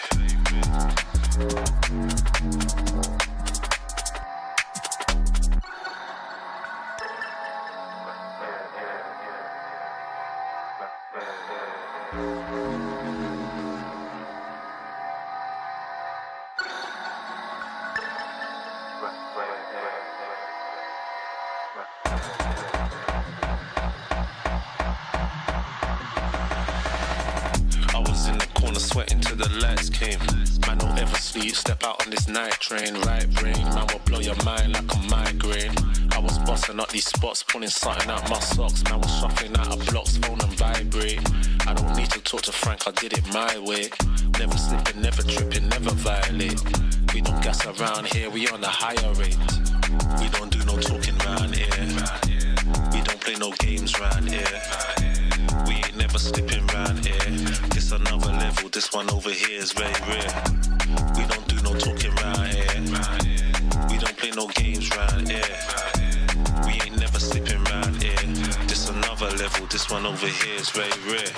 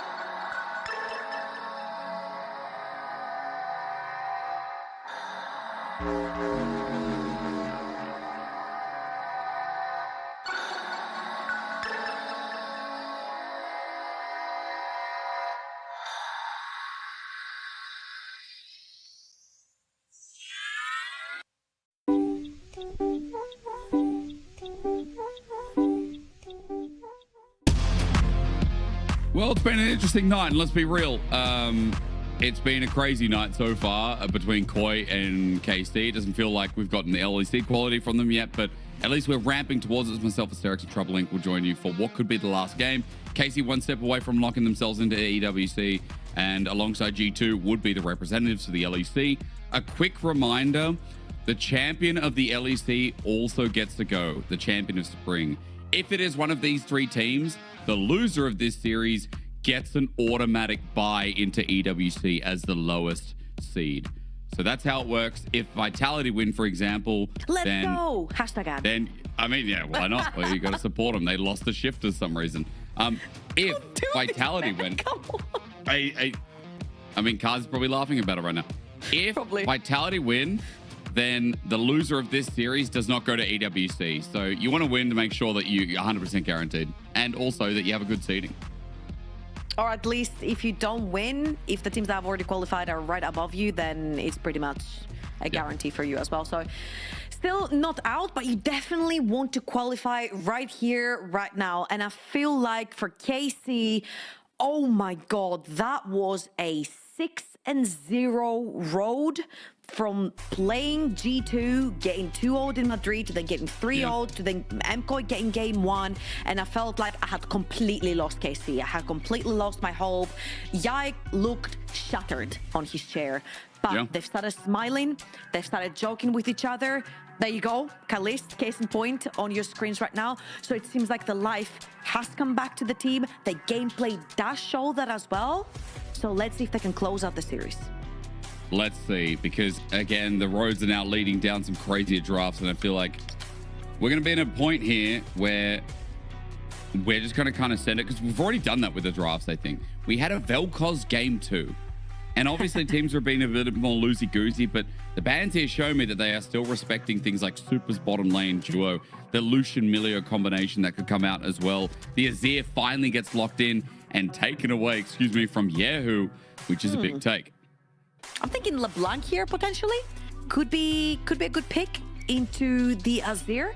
Caps loves playing LeBlanc into this kind of champion. He becomes a super big bully as well. And a lot of the Lucian pairings have been cut down through the draft. You see the Nami and the Milio have been taken out. So Busio on more of an engaged support, and we are copying G2's homework. You know what? I'll take it. Smolder looks super strong in the current meta. He does, and I mean, Nautilus has been a perma-ban. Like, the fact that Nautilus is open when all the good enchanters are also down, but also the good engagers need to start being prioritized, is a big win for KC. So it does feel like it's similar to last game where, KC also just got the trifecta of champions with the J4 Rumble, and I can't even remember the third one, with the Rise. Who's attacking? He's throwing air haymakers because what does he want? Kai'Sa?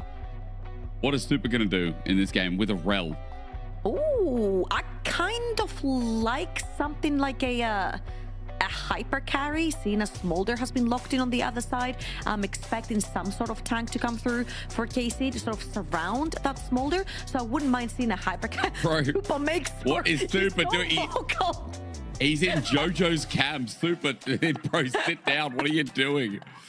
Oh my God. He's letting them know. He's like, listen, pick jungle. I've got a plethora of champions. Even if they ban 2 more 80 carries, I've still got something up my sleeve. So let's see if he actually does. Things like the Jhin still exist. Jhin, Tristana, Xayah, things like that we haven't seen in a while, but they still exist. They're still playable.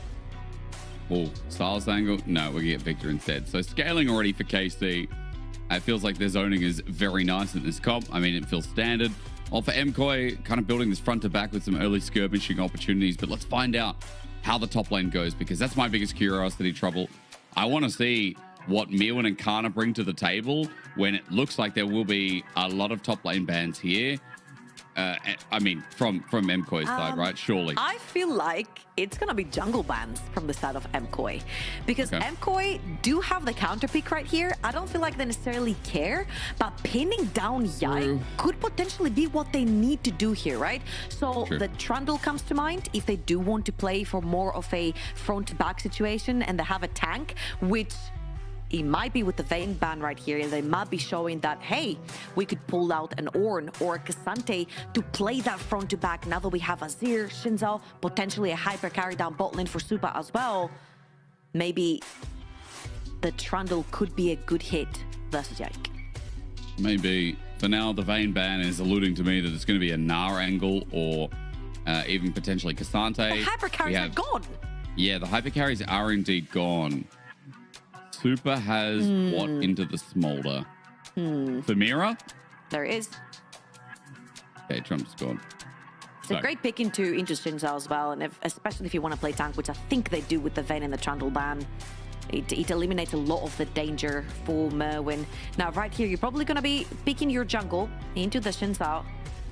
You could pick something like Poppy even here. Stops the dash from Rel, Azir, Shinzao. I think Poppy's like a really good pick as well. to try and play defense basically around your Smolder. Jack's gonna get how's Shyvana into Jax is my question, because the Vayne Bane could also be not just for the Gnar, but also for the potential of Shyvana top. And in early lane, I mean, Mirwin went full AP as we saw on the road trip.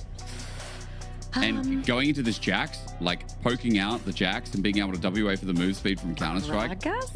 I think I'd like Gragas also. I mean, Gragas is good into Jax. You can misplace the Victor, you can misplace the Smolder as well. He could be looking to play something like this. I mean, he fits the profile playing the Galio in the previous game as well. And I feel like Gragas, that's pretty fine into the Jax in the early game, and they can have a lot of impact with his skill set on the champion later on in the team fights. And like you mentioned it, if it gets locked in here, big brain. I mean, also in the latest patch, an extra 8% on the damage reduction. So now I think it's like 36, 32, 36. It's a huge amount, but no, that's why I asked. He goes the Dragon. Milan's going to pull it out again. Jax jungle and run something into Shiv top. Is it Jax jungle? I mean, I'm just asking because Jax jungle into Xin Zhao was actually... They're all on top of Kana. If you look at Reaper, he's on top of Kana, so I think it's Jax jungle here. And potentially, there you go. Look, it's Kana giving the answers. Dude, so I'm thinking. You want Gnar? Okay. He does. Okay. I mean, unless it's, I mean, Gnar jungle's been cooking in solo queue, but no, it looks like Kana's laughing. He's probably going to take Gnar top, right? That's the thing, is like, Gnar jungle has been a thing in solo queue, but so has a lot recently. Jax jungle, good into Xin Zhao. All right. So, here we go.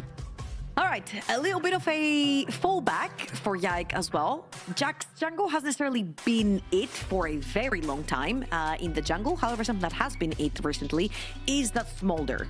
And I've heard it has an insanely, absolutely unholy win rate in solo queue currently.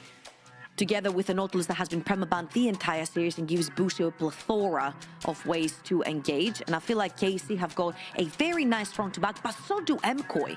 So I feel like this particular game is all going to come down to team fights. Who team fights better, whose micro is better, whose awareness in the team fight is better. And so far, from what I've seen the entire series hysterics, I'm going to have to side slightly with KC on that one. Yeah, but I mean, in this game, outside of supports, I will say that it's like differed engage. You know, I see a Jax, a Shyvana, a Gnar who needs to rely on Mega Gnar. There's Xin Zhao in the mix. Like, there's not an Ornn or a Sion in this game to play a traditional front to back.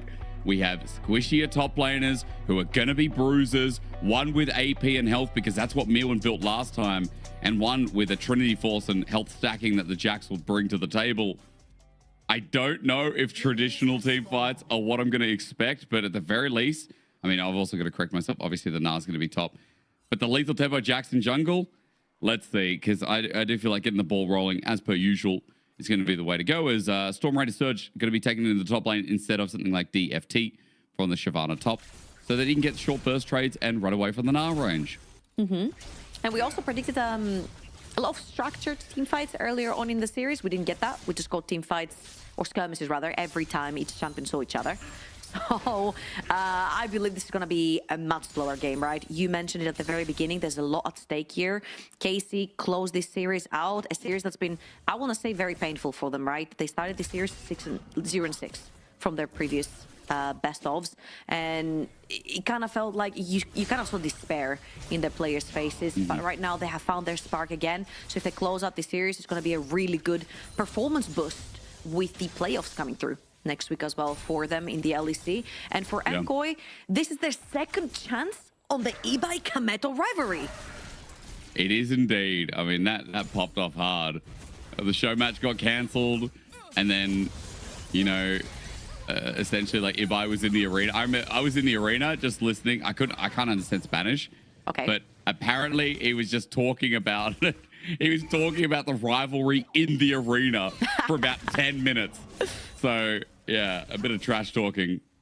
I mean, it is good. It's a shame we couldn't get the show match after the trash talking, but regardless, we still get this, and we're going to get it another time, I'm sure.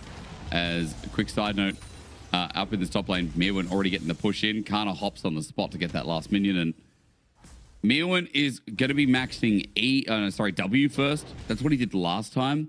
So he gets extra move speed, trading patterns.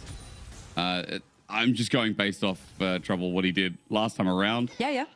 So he can sprint at the Gnar, get a big hit, and then run back. And also note, he's not taken Flash. He's got Teleport and Ignite for this top lane. Yeah, I feel like Gnar is not necessarily very threatening, and it kind of... When you play an AP top laners, I feel like it kind of falls into the category of the Gwen as well, especially when you're the bully, being able to have the TP and Ignite. You both threaten a kill, and you're able to get back if things don't go well. So especially when Shyvana does also have her Dragon form later on, she's able to evade a lot of that CC by just creating a lot of distance. So she's one of those champions that doesn't necessarily need the flash. She can have it, but she doesn't need it. But right here, she feels like she can bull the Gnar as Alvaro. Yeah, he went deep, and now he's going to flash away. Gets exhausted as well. Keyless and cosplay. Yeah, so that was the start of the game. While I think also El Yoyo is preparing to come down with the wave state if Alvaro could buy time. He's still pathing down through Tri-Brush. Kalista and Busio are looking to hard push this out because this is a giant wave. Maybe this was just a genius play by Alvaro. Rocket jump on Kalist. He's going to flash. Close to dying. Super gets a reset. Jumps on the turret, but doesn't get the rocket jump damage. He then jumps out before the turret gets him again. He's alive, and he's got first blood. I was looking at the camera of Super this entire time. He was ecstatic about this play. So Alvaro's whoopsie ends up baiting KC into thinking Alvaro has gone back to base. Let's watch this one more time. Alvaro has been caught here, falls up behind the wall, and then Yoya wraps around. This is a KC that tried to hard shove that wave into what they thought was just Super bot lane. Super just on the edge of finding himself with another turret shot as well with that timing. But first blood going over to the Tristana. The lane also going to be in shatters here for Kalista and Busio. Both summoners taken away from the small dragon, and yeah, that's going to be a fun time to play that 2v2. I do feel like, you know, we haven't seen Tristana for a while, but lane supremacy and seeing him snowball a lead like this and just send it in, get a reset, and he's got W to get over the wall. Rocket jump hits. Kalista's dead. This is what happens when Tristana gets a lead and he takes over. I feel like also Kalista walking that far up without any support, without flash, without exhaust. Again, Kalista playing a little bit too aggressive, something that he has been criticized for prior. His positioning, how far up he walks in lane. I was talking about walking far up in lane. Yahoo does the double same. flash. Gets caught. Jojo gets out of the gravity field. Both flash was committed by mid and jungle, while Yahoo holds onto his own, but he's still dead. Got two overextensions instantly punished by MCoy right here. 2-0 onto this Tristana. And Tristana is this sort of champion that people think that late game, yes, it does scale. She's one of the hyper carries, but I feel like late game teamfight Tristana is just such a hard champion to navigate. Yes, your range grows, but it's also really hard because a lot of the times you have to W into the fight, which makes it very easy if you don't do it at the right time to get your reset to actually get caught and die. So we'll have to keep track of Supa's positioning in those team fights, especially now that he's gotten ahead and he's got a head start. That Tristana can really hurt, as you mentioned. You can actually afford to take those 1v1s. Mirwin, by the way, as we're looking at top of the trades back, he's gone Molten Burst max first. I guess it depends on the matchup where last time around, I can't remember who he's running into, but it was the Inferno Aegis max, which gives more shield strength, shield per champion, and more magic damage. But the E, obviously, as a dragon, like the explosion damage that you get as a Drake is so much greater as well. So a bit more burst, a bit more poke that he can leverage against Kana while he goes even in the lane for now. Merc Trade's picked up by Kana in the meantime, and Lucidity Boots picked up by Mirwin, who still holds onto his Ignite and his Dragon's Descent, which can be used anytime his Dragon now spawns on the bottom side of the map. And also, just a bit of a reminder for people, last time Merwin played this Shyvana in the KC versus MCoy match in Madrid, in that best of 3, his Shyvana actually took off. I think he was 5,000 or 6,000 gold up in the lead, gets got 3 times in a row, and the game turns around in favor of KC. So this is not only just him playing against Kana again, but it's also some sort of redemption, right? Because he seems to be really favoring the champion. Alvaro, no flash here. Counter-strike, he gets hit. Dread flying down, ulti popped and Buster shot away. Yeah, I think Yike had flash and maybe should have burnt it to reach over the You wall. hit the wall. The Q from Busio hit the wall instead of hitting the rel. So the CC did not go through, I'm pretty sure. I swear that connected on my screen. Okay, well, yeah, that is unfortunate. Yike's still going to get the dragon, though, but Super does make sure that no one goes down and that MKOI stay in the lead, at least in gold value. But dragon stacking here is quite nice when you're already losing bot. Yep, absolutely. He gets to go back to his bot side as well to clear this one out. He does have his Raptors and his red buff available as Elyoya is shadowing Jojo Pune right here. Jojo with Empress the ult. Divide. Gravity Field's going to be down and flashing from Yahoo is clutch. Onto Jojo. It's a solo kill. Yahoo just used the last of his mana reserve to put Jojo in his place. Yoya could not close the gap there. There was no flash. You mentioned it. They both blew their flashes to kill Yahoo in the last skirmish in that mid lane. So Yahoo flashes over the Azir wall. Yoya cannot close the distance quickly. And Yahoo just gets the solo kill. And Super is looking top. What's the AD carry doing top lane? Dragon time. Ember Strike comes out as well, but Mirwin doesn't have enough damage. Super's going to help out in that regard, though. Mega Knight going to shield and heal Kana, at least in the meantime. Grub's going to be started. Kana looking for an angle while the rest of his team come up. TP from Yahoo as well, as Yike is in the vicinity. But I think Grubs are gone. I think MKOI are still wrapping this early game up in a nice bow. And I feel like Kana did not expect that rotation to come through from MKOI, because those Void Grubs were going to be theirs regardless, right? Because Alvaro was over on the top side of the map. They expected to send them to center Sana down bot lane to play against Smolder, which has been winning on that matchup. Wasn't quite the case. Alvaro, both and Super end up on the top side of the map, and Kana has to burn his flash, and now he's being held hostage in this bush because he can't walk up. Alvaro is just stopping his way. Yeah, Mirwin giving the same patience in the bottom side of the map for now, but there's no wave. I think it's slowly being pushed up if there is one hovering under Cliff's head. As Super's gone deep for this. Shattering Strike on Yahoo. Good damage, and with a depth charge, this is way too deep. MKOI went in for the proxy, and as Alvaro flashes away, his AD carry's now dead. Given over to Kana, he'll receive the wave, and it is mistakes like this when your jungler is on the bottom side of the map that you make, as back's going to be cancelled onto Alvaro, and I just don't know what Super and Alvaro were thinking. Yeah, a bit too eager. I feel like keeping Kana in that bush is perfect because you're still denying gold and experience from that Gnar. However, the second Super commits his W forward and starts taking a trade when mid is missing, when support is missing, and you don't know the whereabouts of the rest of KC. Solo kill. There's an Gnar against the wall, a leap and a Q. It's a solo kill. Kana survives as well. Mirwin walked up. The disrespect is huge. And suddenly Kana is just popping off. He got the kill onto Super. He got the kill onto Mirwin. Gets a solo kill up top while diving as well. A bunch of turret plating, so much gold from the CS. And suddenly, where he was struggling with the Gnar, 1,000 gold. And let me remind you, this Gnar doesn't speak a smidge of English. Does not. Watch again. I mean, yeah, Mirwin thought he could just walk up as Kana had the rest of his Mega Knight bar.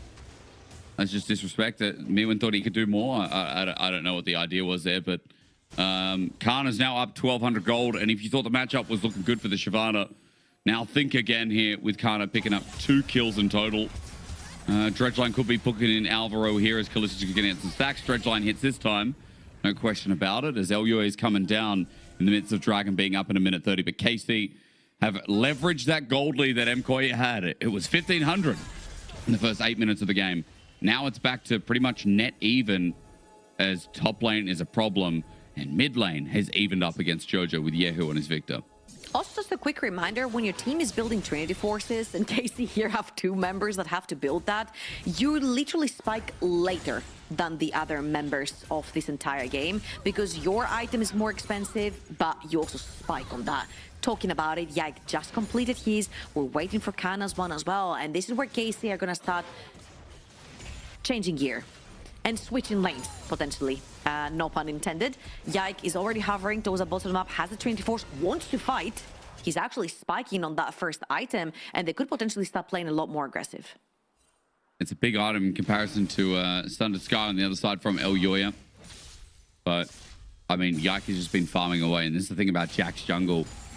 When you get towards this Trinity Force, when you're able to just kind of be in this own solo demon in your own right, that's where he really thrives. And KC, their clock is looking good right now. You know, they've got Victor, they've got Nah, they've got a lot of setup in their fight. They've got the Nautilus on their comp with the Smolder. Easy tools here in this game as items are being picked up across the board. And we wait for that Dragon in 15 seconds with pings going out. All focus on the bottom side of the map right now with Yehu receiving this mid wave. He'll walk down first because Jojo's actually going top side. So maybe Mirwin's going to walk straight to bot as Dragon now spawns. Yeah, there is no teleport for Mirwin. There is a teleport onto Jojo Pune, so he thinks he's going to be able to teleport for that fight. The TP coming through first from Kana, so just going to receive the wave, and I'm assuming he's going to TP as well. If MKOI want to fight, there is the TP coming through, but I feel like this Dragon is long gone. Let's see. Kana's going to go into Mininar, though. That's going to be a big problem. Mum gets called in, and Callista's just dealing with Alvaro. Magnet Storm is good. A Flying Dragon. A bigger one at that as well. The Emperor's Divide even better. Casey now caught in a corner as Super's got his reset. The jump over onto Busio will then turn attention to Callista. It's a shutdown, and I think Mirwin helped do it again. Running into Callista, he'll survive, but that must be his mum because he's in trouble. That was an absolutely beautiful wombo combo. Mirwin, I think he gets a 3-man fear into a 3-man shuffle from Jojo Pune. Sets up for him beautifully as well. And all that AoE coming through with Tristana being already pretty fed. A 2,000 gold lead individually for Supa down that bot lane. And MKOI spring their gold lead just a tiny bit at almost 1,000 gold up. They do not managed to get that Dragon, however. That is a very important thing for KC that want to build more time so they can get more items through that. People kind of forget that, like, the power of Shyvana as well is, even if she doesn't do that much damage output, when she transforms into the Dragon form and flies over, unstoppable, by the way, or I mean, displacement immunity technically, it has a fear for 0.7 seconds. It's like a mini fiddle ult with a big burst of damage. And it also slows them for 99% for 0.75 seconds. So for what it's worth, the setup of Mirwin's ult, even though he's still behind, did quite a lot in that fight.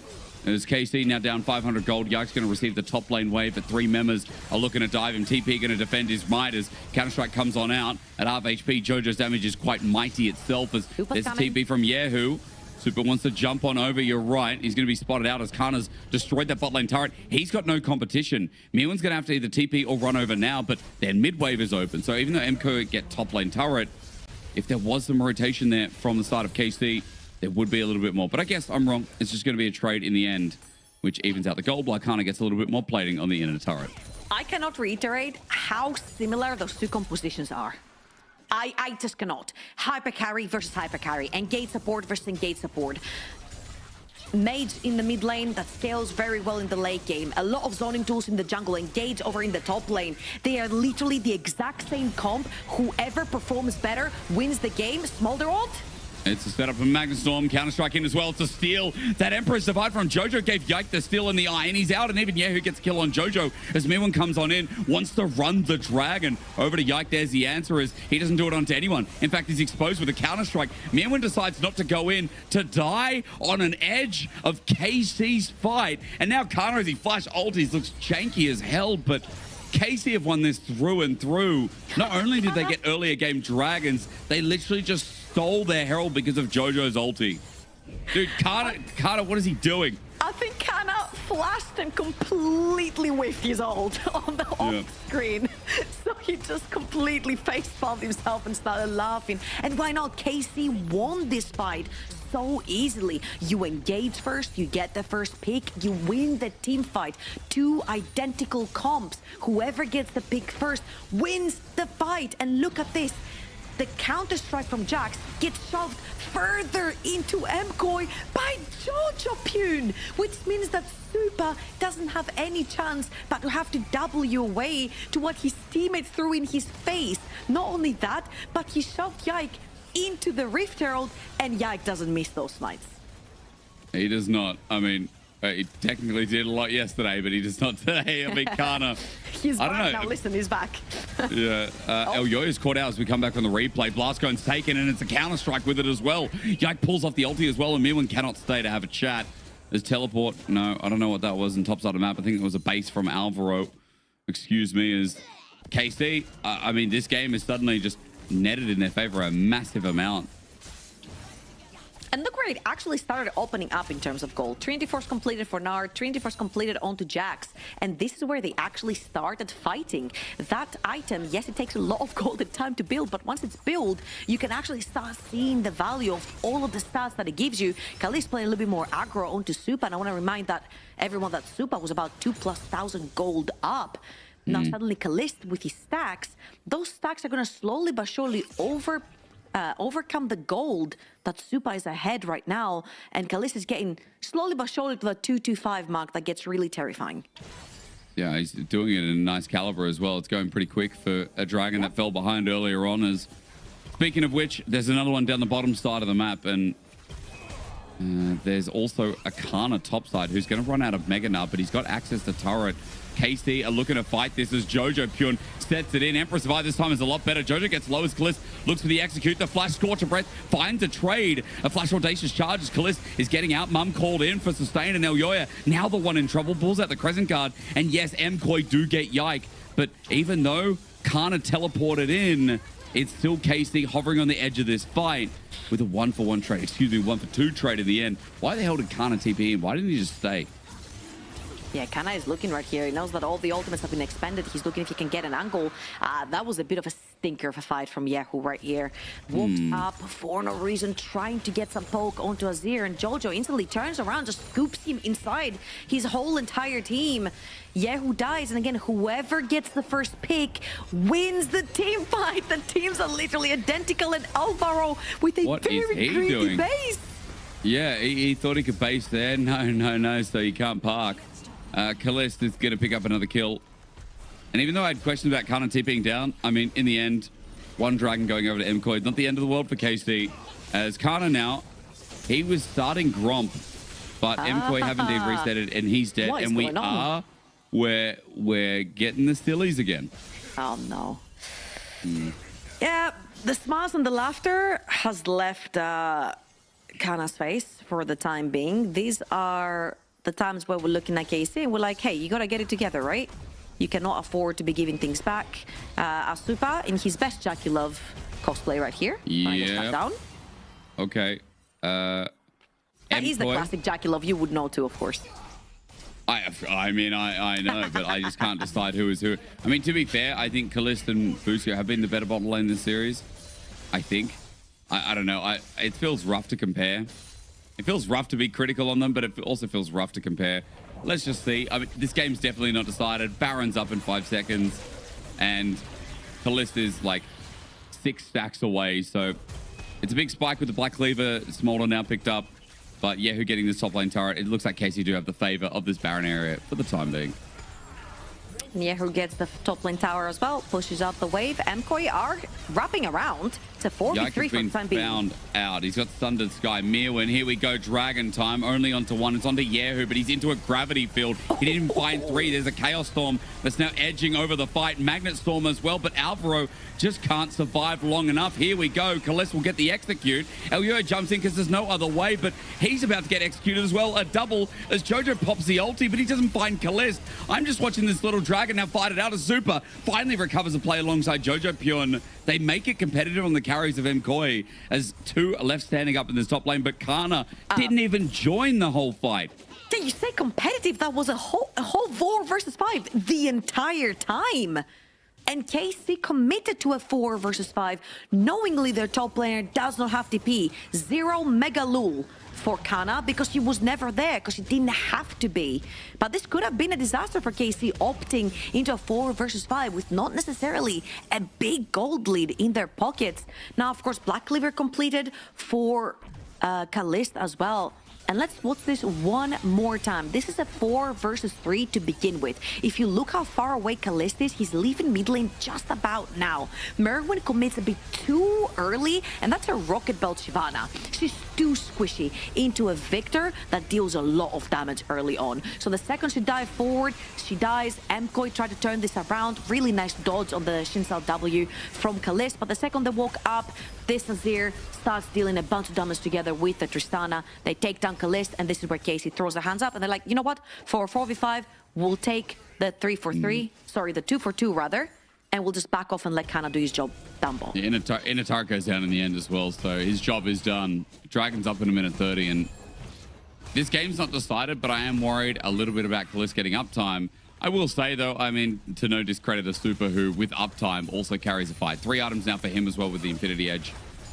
And it does feel like both these AD carries are the key to winning games, but while Jojo has also been a participant, like, there are big engages that need to happen, and they're going to come from support or the top lane in this game, I feel.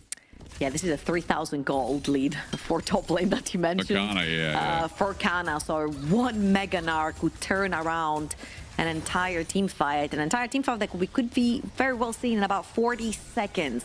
Soul point for KC. If they do manage to get in this river, Emco is in there first. They've already started setting down their vision. And unfortunately for KC, I'm seeing Yike back right now on the 30-second mark. It's pretty difficult to walk inside this river, especially when you don't have anyone who's too tanky. I'm guessing they're going to use Boostio. They're going to push out that mid lane and try to get through that river with Boostio tanking it, as he's doing right now. Face check. There we go. Rocket jump as well. Boostio going to set it up with a dredge line. Depth charge. Mum called in as well. Elyoya jumps in, but Elyoya has to flash away. Counter-Strike almost gets the kill. Boostio does not die as Chaos Storm is out as well. Hakana Lugi is Kalist in the river as Emco running for their lives. Elyoya needs to heal up stat as Jojo's also found out. The poke's starting to hit him as well, but Casey going to start this dragon, and Emco might have to back away at fear of losing the game and losing the series. I feel like Kana's position right here was super key. The second that MCoy saw there's a potential flank on Nar with flash up, they could have lost the game right there and then. So they put their hands up. They say, okay, you know what?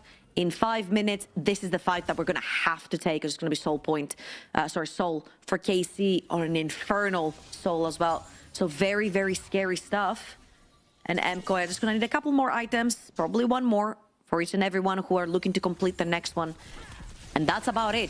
In 4.5, they're going to have to figure out how they fight this and how they figure out where Kana comes from. Well, you don't fight Kalist. I mean, I thought that was going to be an easy 1v1, but apparently Kalist now wins it with Spirit Shojin. Also, Super didn't actually fight, so yeah, barrier is still available as Elyoya is found on out. Meganar into the wall. There's the Dragon's descent, but I think Mirwan's descending into chaos. Mum called in. Kana flashes in to finish off the job, but Mirwan needs to send out that Ever Strike again, but he gets drawn in. He gets counter-struck, and he's dead. KC just set up their own free Baron, and this Shyvana top is definitely not what it was last time. Absolutely. You engage, you get a pick, you win the fight. The 4,000 gold lead for KC and Baron coming through with no threat of smite from Elyoya, as is going to be on a gray screen for another 20 seconds at least. Super trying his best to get something on the map, but Yehu... Oh, found out. Gravity field, Chaos Storm. Oh, he's dead. He's dead. He's just going to stand, suck it up, and yep, Yehu will take him from range.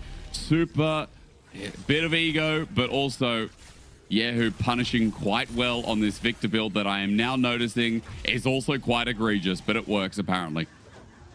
Hey man, I'll take it over Road of Ages Victor any day, baby. Like, give me Rocket Belt Victor. Give me the more aggro style. This was like having a zillion bomb on your head and being on 5% HP and knowing that you're gonna die, right? Super just sat in this gravity field, didn't have his splash available, used the barrier, not enough. I feel like Super tried to salvage a really bad situation, knows that KC are doing Baron, has to get something on the map, and that mid lane tower could potentially be it. If Alvar finds a way to wrap around in Fog of War, maybe they get a miraculous fight and win. Right here, Yoya gets caught inside his own jungle, the Meganar hits. Yes, the Standard Sky and his ult keeps him alive for just 2 seconds longer, but it's not going to be enough. Still a very squishy Shyvana.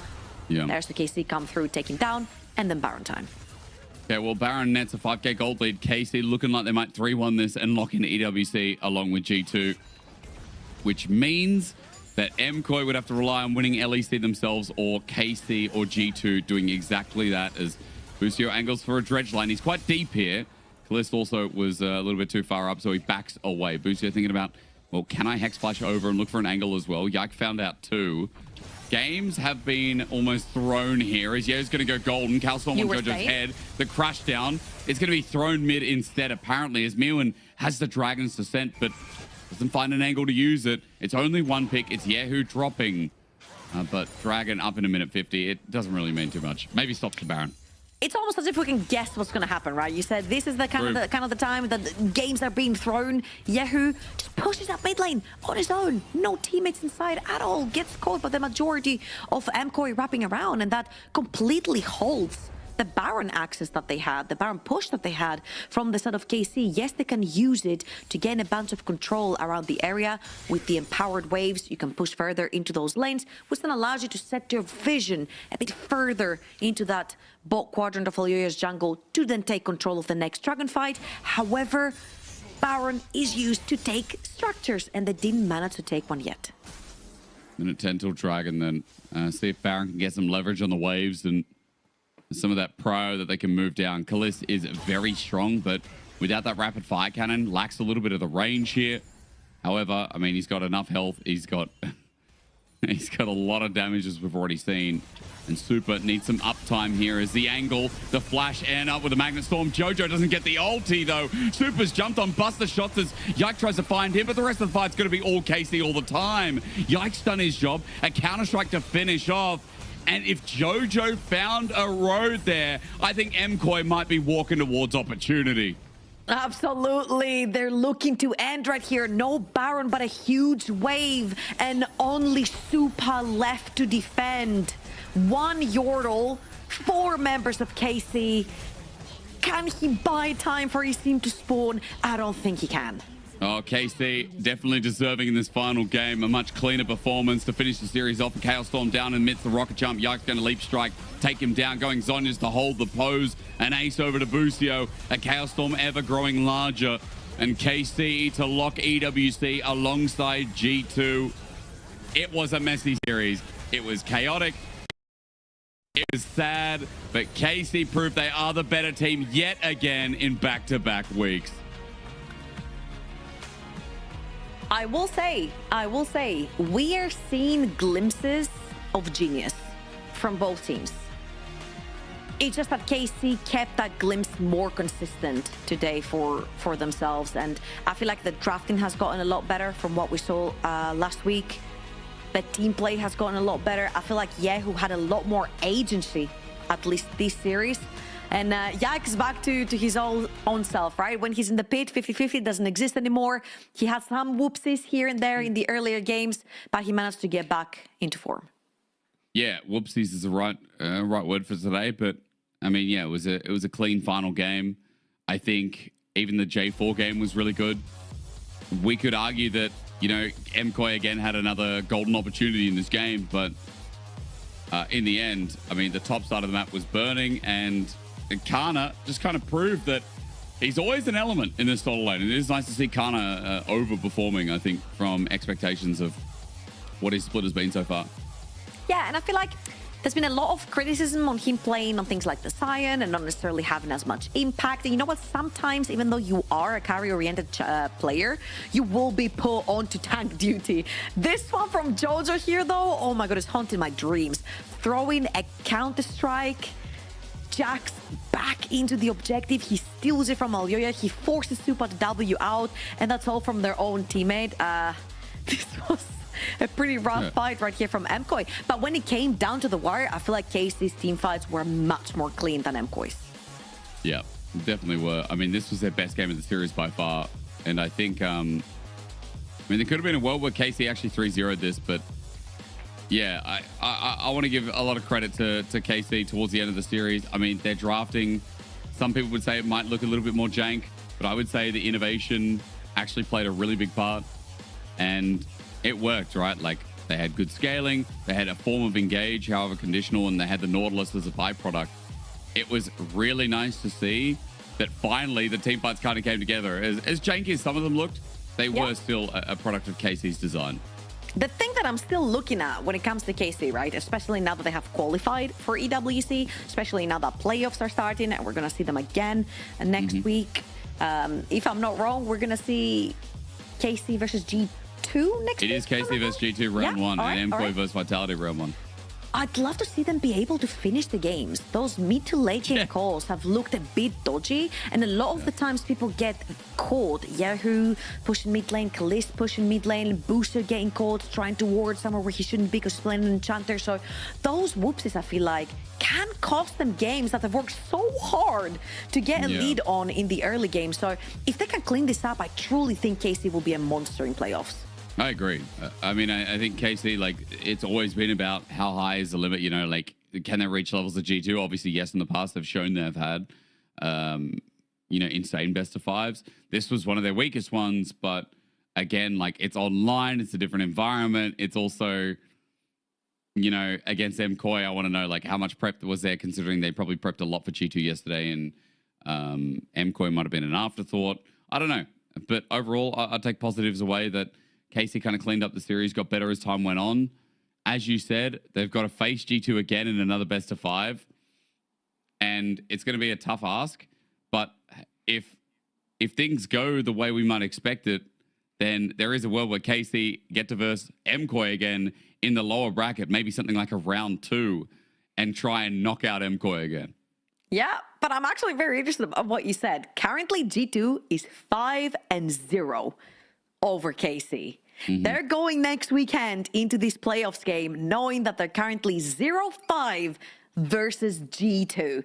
And this is the time to ramp up. This is the time to take this best of 5 and apply it into G2 and see how G2 absolutely dismantled them in the upper bracket and try to use it against them. I think it's going to be super exciting. And again, a huge congratulations to KC for solidifying the place in the EWC.